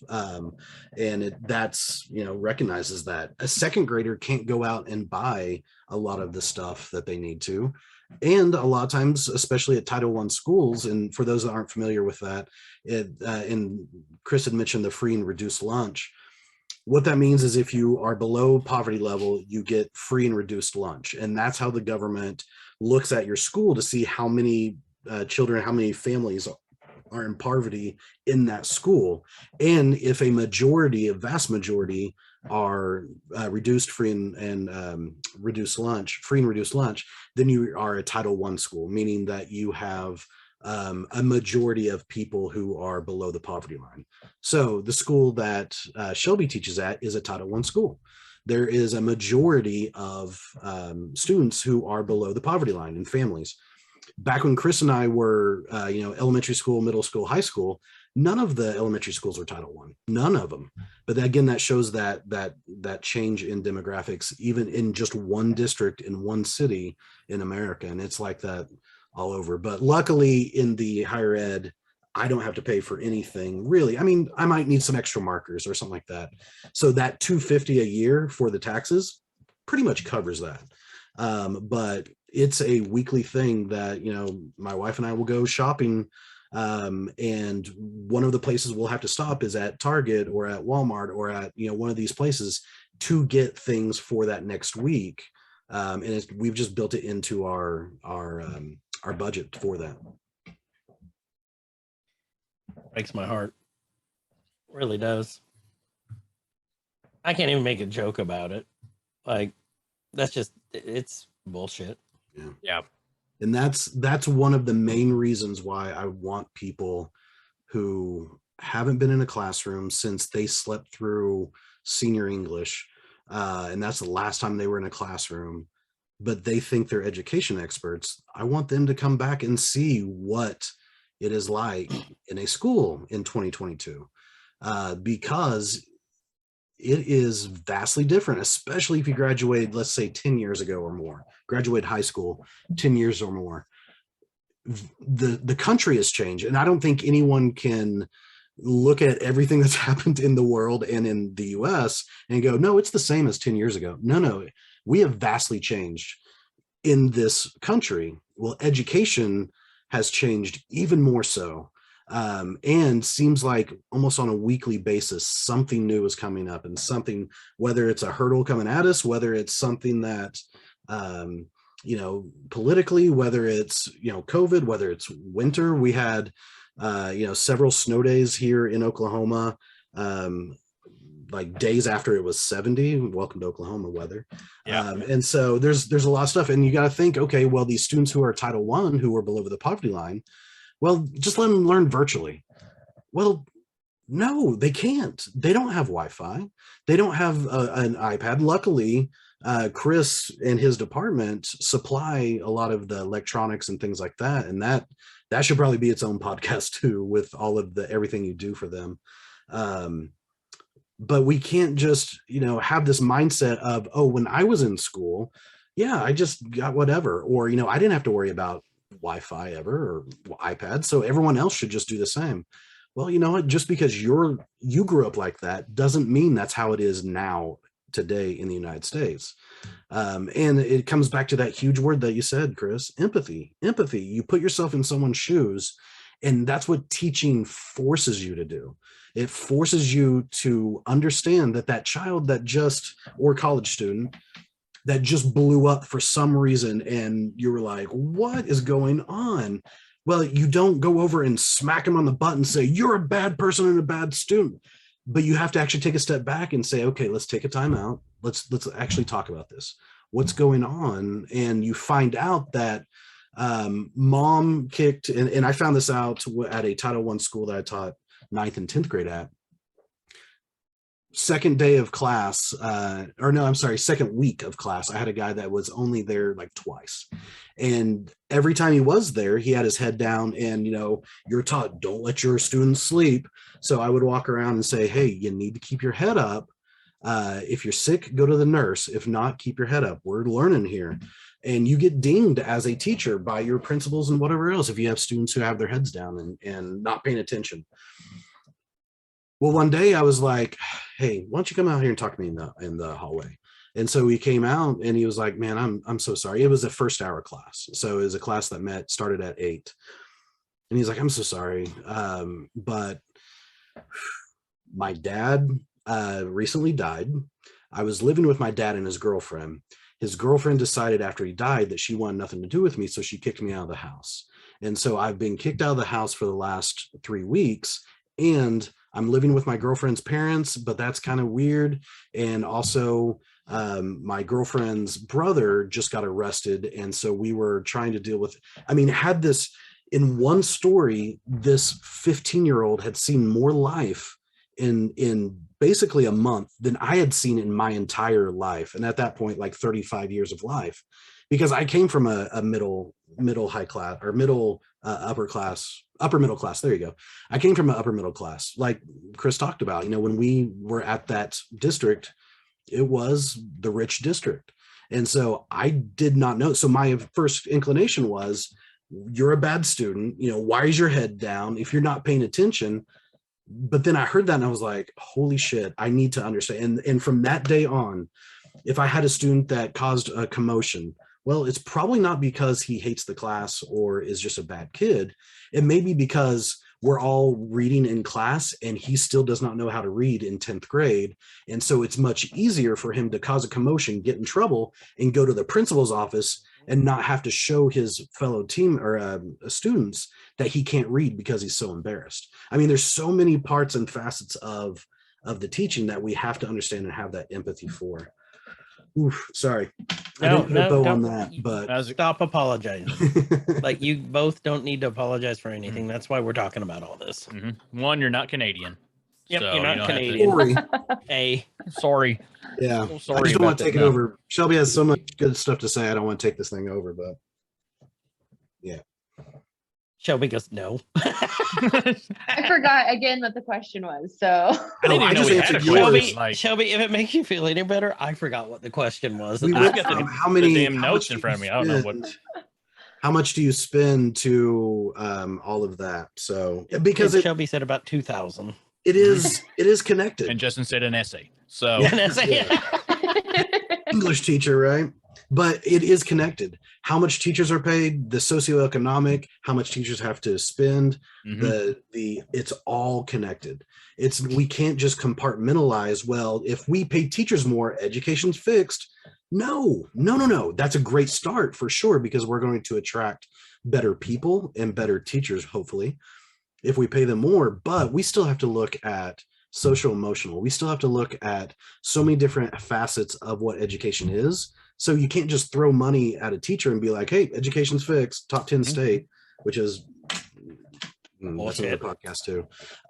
But it's all connected. So how much Shelby has to spend really connects to what is being, how it's funded, and the respect that we get as educators in education as a field as whole. So yeah,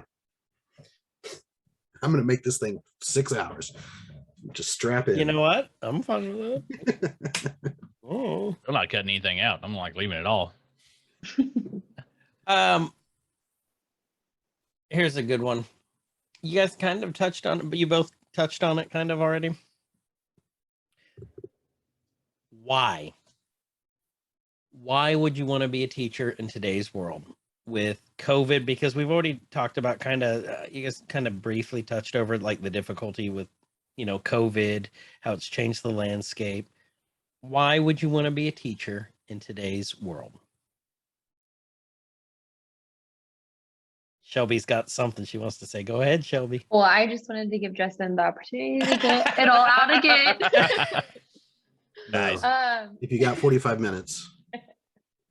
I think that back to why I became an educator is still why I would want to be a teacher in today's world.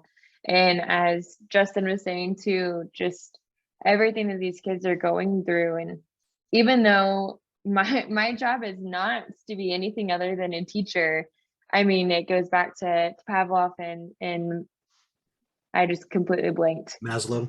Thank you. If their basic needs are not being met, nothing else matters. And I am so appreciative of my admin because if a kid comes in and they fall asleep before and their breakfast is still on their desk, I let them sleep it out because I know that whatever they're going through at home is why they're sleeping in my room. And that is so much more important to me than anything that I will be attempting to teach them that day. If they're hungry, I will let them have an extra snack or go step into another room and eat for a little bit. And I needed that whenever I was younger. And so I want to be, again, that person for all of these kids. So That's awesome. Oh, Kyle, Pavlov and who was it? Maslow. Oh, you're Maslow. getting ready to educate me. You forgot the name. Yep, and I forgot the name, so I fucked up that joke. Yep. I was gonna say they were X-Men. No, I didn't even know. Justin? So the Maslow's hierarchy of needs, which she was, for those that haven't taken master's and PhD classes, this dude named Maslow came up with this idea that there's this triangle, basically like a pyramid, and a foundational, and then it kind of goes up and up and up. The very top is like learning, like what you think should be going on. But the base is basically, it's called the Maslow's hierarchy of needs. So it's what a student needs to be able to learn something. And that very first foundational thing is safety. They need to feel safe. And that's safe with their teachers, safe in a classroom. They need to not worry about, they feel safe about, they know where to eat that night. They know where they're going to sleep, things like that. We can't get to the pinnacle, the top, and actually teach them what they need to learn if they don't learn those or don't have those basic foundational things that lead up to that. And it's all about social emotional and all of that. So that's a little bit of educational theory for those that weren't 100% sure. Oh, see, I thought you were going to go with like the kid at the top was going to get 2 kids to learn for them, and then they were going to recruit 4 more kids to learn for them, and then they get their friends to learn for them. Then everybody becomes like super learner. Oh, it's like Herbalife. Yeah. Wrong pyramid. Okay. Oh, my bad. So the why for me is, and you've heard it for the last 17 hours that I've been talking. Mm-hmm. It's just, man, it's my thing. It's my nerdy thing. It's the thing that I wake up for and I'm excited about. And what really gets me excited is the interaction, the helping someone understand their career path, helping someone understand what they want to do, helping someone become the version of themselves that they always thought they could. And that's not, you don't learn that through learning a 5-paragraph essay. You don't learn that through college algebra or, you know, learning math. You learn that by the extra things that the teacher teaches, as far as you know, the social emotional, as far as how they interact with you, as far as everything that Shelby's been talking about. That's where the real learning comes into play. So that critical thinking, the social emotional, the emotional maturity, working with others, how do you work with others? How do you handle conflict? All of that. Not only does that help for the career, but it also helps you just be a good citizen of the United States. And originally that's what the education was formed for. Public education was formed. It wasn't so we could populate a workforce. That really didn't start until the late 60s, early 70s, when we saw a huge push for, you know, like the trickle down with Reagan and everything else. Everything started going towards business. Well, we got to get a job so you can, or go to school so you can get a job. Originally, it wasn't that. Originally, it was, we need you to go to school so you can be a critical thinker. So when a vote comes up, you can ask yourself, is this good or is it bad? And I'm going to use everything that I've learned in school to make me a better citizen, to make me a better community person, all of that. So that is my why. I want to make people better. And I'm not narcissistic enough. I am quite narcissistic, but not enough to think that I alone with my literature class or English class am going to make them a good person because they sucked before. No, if they sucked before my class, they're probably going to suck after my class as a person, but at least I can expose them to how to critically think, metacognition, thinking about the idea of thinking. All of this, I can help them to where they can choose to be a better person if they want to, choose to be a better citizen, choose to be a well-informed person, and also learn all those skills that can help them for the job too. So that is the why. Kyle, did he just say Hughes's name without saying Hughes's name? I think that so. whole Yeah, thing? like I believe so. before, He and then we'll sucked continue. before, yeah, continue to suck after suck. class. Yes, I think it was. Yeah. Okay, good, The good, ginger. good. The ginger. The Well, ginger. I mean, that's all you have to say. Mhm. Gingery Hughes. Mm. All right, so we're gonna wrap these two as we're nearing the end here because we've kept you guys long enough. Justin knows this is how we run anyway. And Shelby, to be we'll fair, start with you. it's like a good portion his fault. That is 100% accurate. Yeah, Eh, I've been keeping tabs. we're gonna roll these into two. One, what is your greatest achievement as a teacher? And then number two, would you ever consider changing career paths right now? Not Shelby the 10 years or 20 years from now, but Shelby today. Would you ever consider changing paths? Disclaimer: not a job offer because we don't have money. We don't show, make no. anything off of this show. Mm-mm. I'll start with that one. No, I love what I do. I love coming to school each day and seeing the kids. My love language is words of affirmation. And if anyone out there, if that's their love language, come teach elementary school because, well, maybe not 4th and 5th grade. Anything below that, you will, I mean, that it is fulfilled every day. They love you so much. So no, I would not, I have no desire of going into something different. And then my greatest achievement, I would say just the fact that I know that I'm reaching the kids. I've been at this school. This is my 3rd year at this school, and I've taught 2nd grade each time. So I have kids in 3rd grade and 4th grade from the years past. And every morning I have about 15 kids come and tell me good morning from my years past, give me hugs, tell me they love me. And then at the end of the day, they come back down and say, I hope you have a great day. I can't wait to see you in the morning.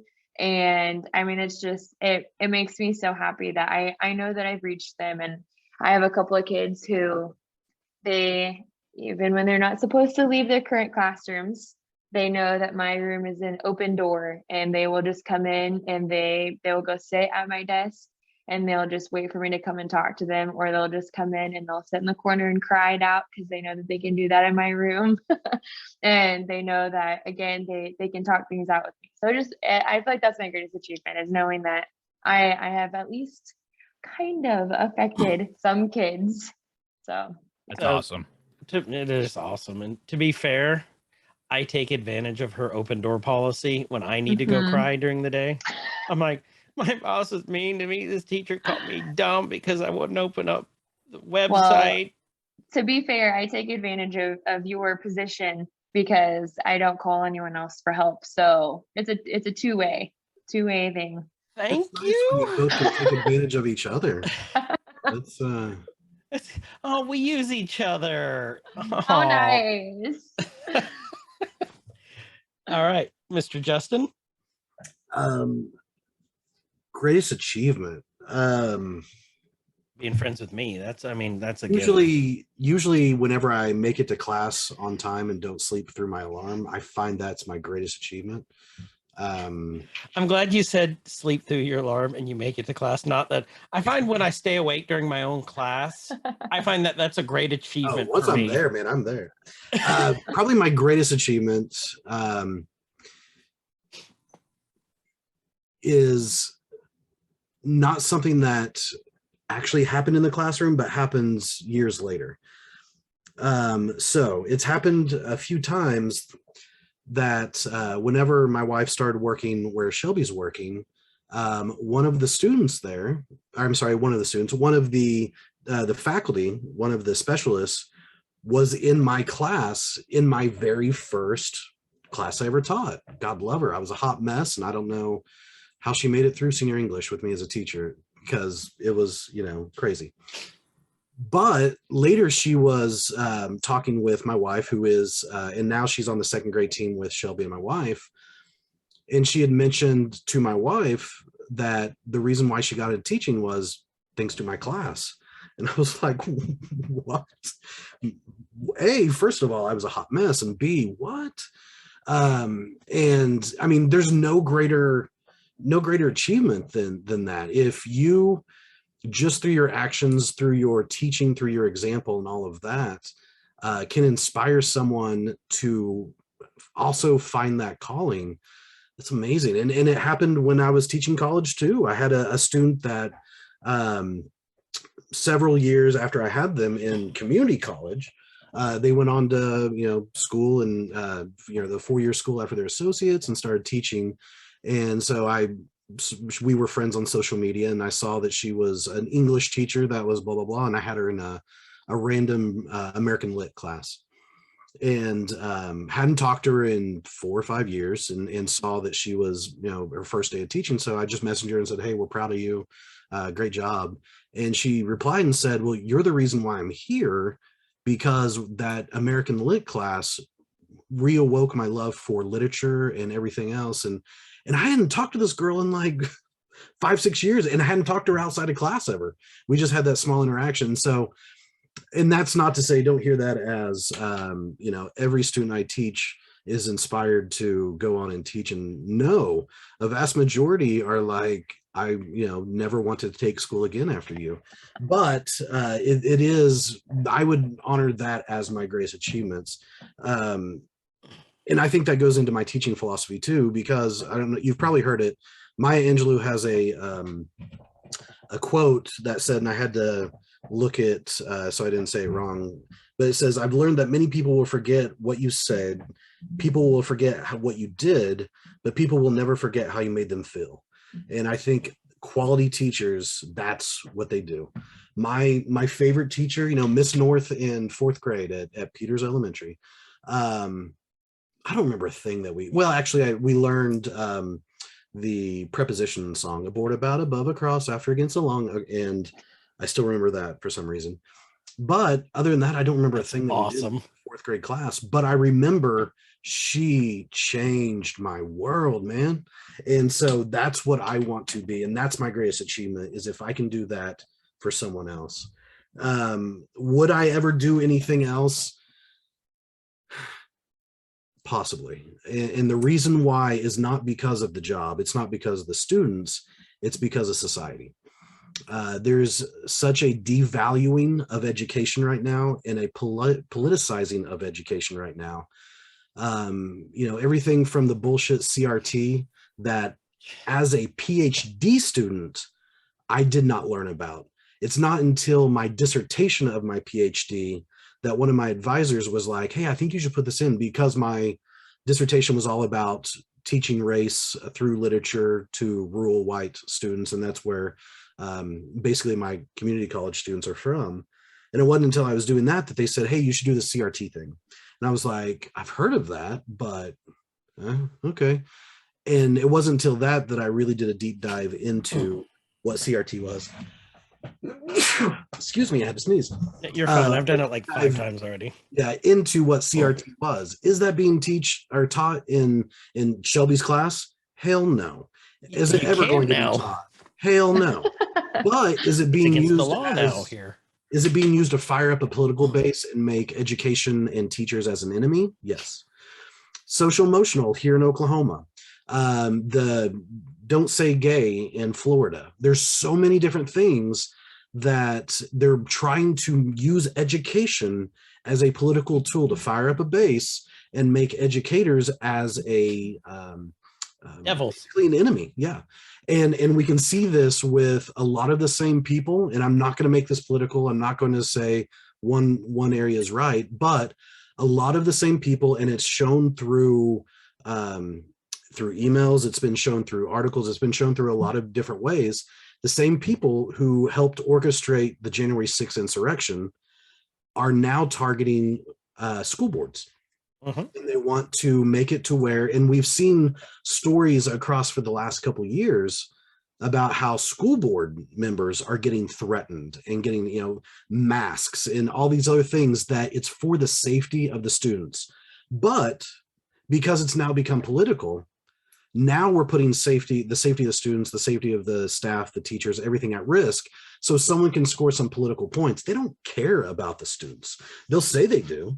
And then we get this whole book banning bullshit that if you don't want your child to read it, they don't have to. No. But banning it for every child because you feel a certain way, that goes against literally the Constitution, the freedom of religion, freedom of speech, all of that. But yet, to fire up a little base, we've had book burnings before in history. Those people didn't go down well as far as how the history books see them. Nazis. Because of CRT and how, the misuse of that, we can't even teach history correctly. So the people who are wanting to ban books also want to ban the reason why they want to ban books, and that they ever wanted to ban books, because let's just change how we teach our history too. So this is not necessarily a Republican issue. This isn't necessarily a Democrat issue, independent, whatever.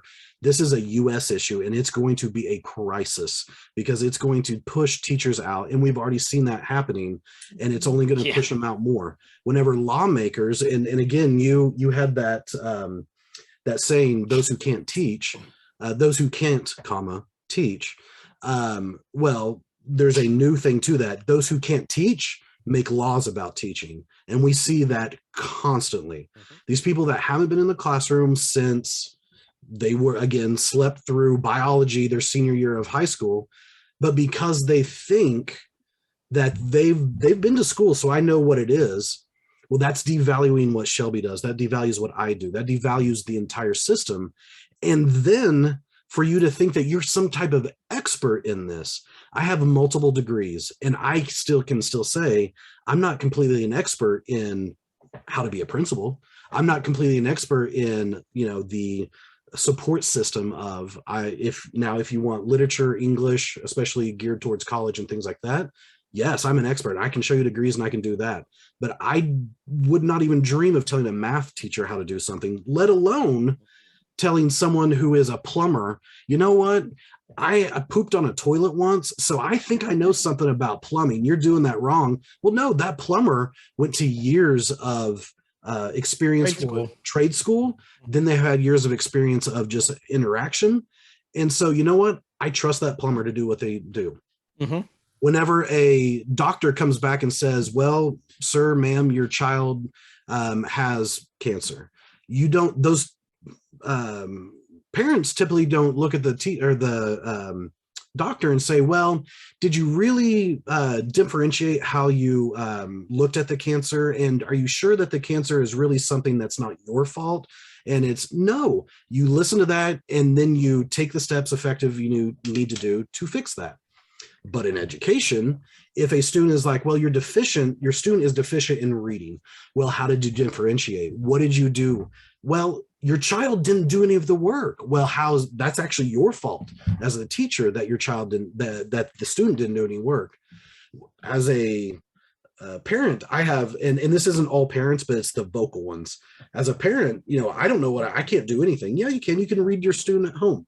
You can look at their homework. You can show some interest. But instead, school has turned into a state mandated daycare in a lot of these people's minds. And that is not what it is. Education is a way to transform people's lives. Education is a way to get them out of poverty and break that cycle.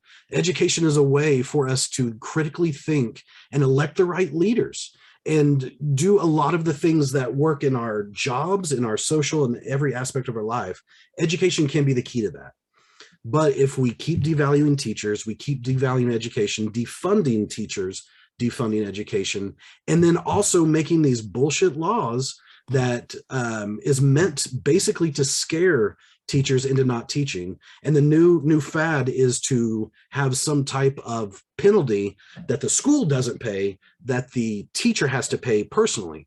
So with like the CRT, one of the bills said that if a teacher is caught teaching this, then they are going to be fined $10,000 and lose their teaching license for 5 years. That is fucking bullshit. Because just because one person thinks, oh, this is CRT, and CRT is a theory about how to look at race and how it's constructed within US society. Tell me when a second grader has ever been able to comprehend that, let alone be taught that. But it's become this whole catch-all of, well, you're talking about race, that's CRT. No, that is not what CRT is.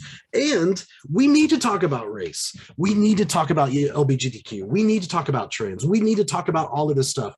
We need to talk about sex. We need to talk about politics. We need to talk about religion. We need to talk about all of this. So that way, the student is well educated and has a good mind of what's going on. Now, as teachers, we don't influence. Are there some that do? Sure. Are there some doctors that kill people? Yeah. Does that mean all doctors are bad? No. Does that mean all teachers try to influence? No. A really good teacher knows that I'm not here to have a student think the same way that I think. A teacher is there to give them critical thinking skills and allow them to think for themselves. But ironically, those that are against allowing a teacher to teach and are trying to force teachers what they can teach are saying that, well, it's because you're not teaching them how to think, you're teaching them what to think. Well, no, I'm teaching them how to think, but by limiting everything in through these laws, you are effectively not teaching them how to think. And so if I get out of education, it's going to be because of the political and social climate. I hope I'm an educator for the next 45 years and I retire. How old am I? At 80, whatever. So 85. Yes. So I hope I You're retire. not 40. Huh? Old ass liar. He also said he's not the math guy. So. Yeah. That is true. Well, okay. I'll write you a poem about that. Part was just proven true. Oh wait, I'm 44 now. So if 45 years would be You're older than me. There you go. 89. All right. Thank But you, I will Shelby. write you a really nice poem about how old I am. But you understand that, like, I want to be doing this for the rest of my life. I love it. And no one can listen to this podcast and not think, oh, that guy kind of likes that teaching thing. But if I'm forced out of it due to political reasons, society devaluing and all of that, it will break my heart. But at least I won't be another cog in the wheel. So that's how I will leave them kids alone, is if politics gets so full circle. Thank you. That is a pro. Is if the political nature gets so toxic that we can't do what we should be able to do. And that would kill me if that happened. Just after hearing you two, spending the past 2 hours with you two, just talking about this, that would seriously kill me. Now, I know you said like you didn't want to get like too far and too political with it and the things that are going on. You know, we reference our state because it's our state. We know what's going on here because we live here, and still not to point the political finger at anything, but we are, you know, very deeply, you know, very deep red state. And I think that just goes to show that Mephisto is having a huge influence Son of a bitch! over the education I just in this bit state. into this. Okay, Shelby, some backstory. I was gonna say off screen maybe because there's a long story behind that, but have at it. Yeah, basically, during WandaVision, I was just convinced Mephisto was going to make an appearance. Mephisto's the devil in the Marvel Universe. Right. Never happened. I kept calling it. And so Kyle's been running with it for 83 episodes in the podcast. Yeah. And the thing is, you think I'd learn, but he gets me. There's only been once he hasn't gotten me, but I'll sit here just looking at it. Yeah, no. You know, there's that fish, there's that worm, and I just bite at it. Yeah, I'm like 82-1 now. So I'm not keeping count, but I'm just saying that I'm probably like 82-1. Voice. Okay, Kyle is an asshole. Okay, there we go. What's in the show notes? I don't know. So, okay, well, Kyle, anything else you want to? Anything that you guys want to leave us with? Leave with the listeners before we wrap it up and put a bow on it. I'll go first, so that way Shelby can end it On a positive note. On a positive note, because I keeps it real, yo. Okay, I might cut that out. Yeah, I don't edit much, but I may just for your own sake. Really, for my own sake? Oh, I thought that got me straight. Baby. I'm looking out for you. Education is literally the backbone to our society, and you don't necessarily have to vote for every bond. You don't necessarily have to, volunteer at your local school. You don't necessarily have to do all of that stuff, but just keep an open mind about what's being said about education. Talk to an educator before you make a decision as far as, oh, well, this is going on in the classroom and this is going on. Don't necessarily listen to media that is meant just to make you mad and politicize things. Talk to your local educator. And there's a good chance that your neighbor is, your cousin, your, friend from high school, whatever. And if it's something that really is bothering you, let's say the book ban or the CRT or, things like that, that's been politicized lately, talk to them first and say, hey, is this going on? Have you heard of this? And that teacher will give you an honest answer. I guarantee that. But overall, there's a reason why it's the largest, at least in our state, it's the largest piece of the budget every year, is because it's such a huge backbone to our society. If education crumbles, especially public education, if that crumbles, we're going to see business follow right after. We're going to see, a lot within society crumble right after. And I hope that is never going to happen, but just support educators. Buy them a Starbucks every once in a while, for me a Dr. Pepper, but just do something, because we do have a job that's grossly misunderstood, and it is not easy, but we love it. And unfortunately that love allows people to, like politicians, to take advantage of that love. When it's a calling, sometimes it's taken advantage of, but give a high five to your local high school teacher or whatever. If you have that teacher that really meant something to you back in high school, middle school, find them on social media and just say, hey, I just wanted you to know I was thinking about you. And that will get that teacher through that hard week or that hard month, just knowing that they had that influence and were able to do that. So that's what I would ask. Well said. I would say also don't forget about your elementary teachers. That's my fear, is that they're gonna grow up and they're gonna forget about me. And I hope that they don't, because I have given so much of my love to them. But I agree. Reach out, see if anyone that that's in education means anything, or I mean, if you know that your favorite drink or whatever, that's always very much appreciated. Yeah, I mean, I don't really have anything else to say. Justin's covered it all. All of it. Good Sword. job, Justin. All the cover. All the Mhm. bows. All the bows. All the bows. Well, thank you for being here. We really Mhm. appreciate you taking time. We know this should have been Shelby's plan time, but Kyle had to ruin that What? and going. Yeah, no, that's fine, Kyle. Shut up. It's What'd I cool. do? No, it's fine. Ruin it like you ruin everything. That's fine. Fine. I'm not even going to say my ending part then. Let's see if you can remember that. Yes, you Like are. You forgot the intro. Okay. I forgot a lot today. I'm old. Well, with that, this has been Every Man's Guide to Nerddom. I'm Chris. And I'm Kyle. And wherever you guys are, have a good evening, night, morning, whatever time it is. And please be good to each other. And thank you, Justin and Shelby. Thank you both very much. We really appreciate it. Mhm. See ya. See ya. Nerd Corker, rise up. It could get elevated. Nerd Corker, rise up. It could get elevated. Nerdcore used to be just a made up word.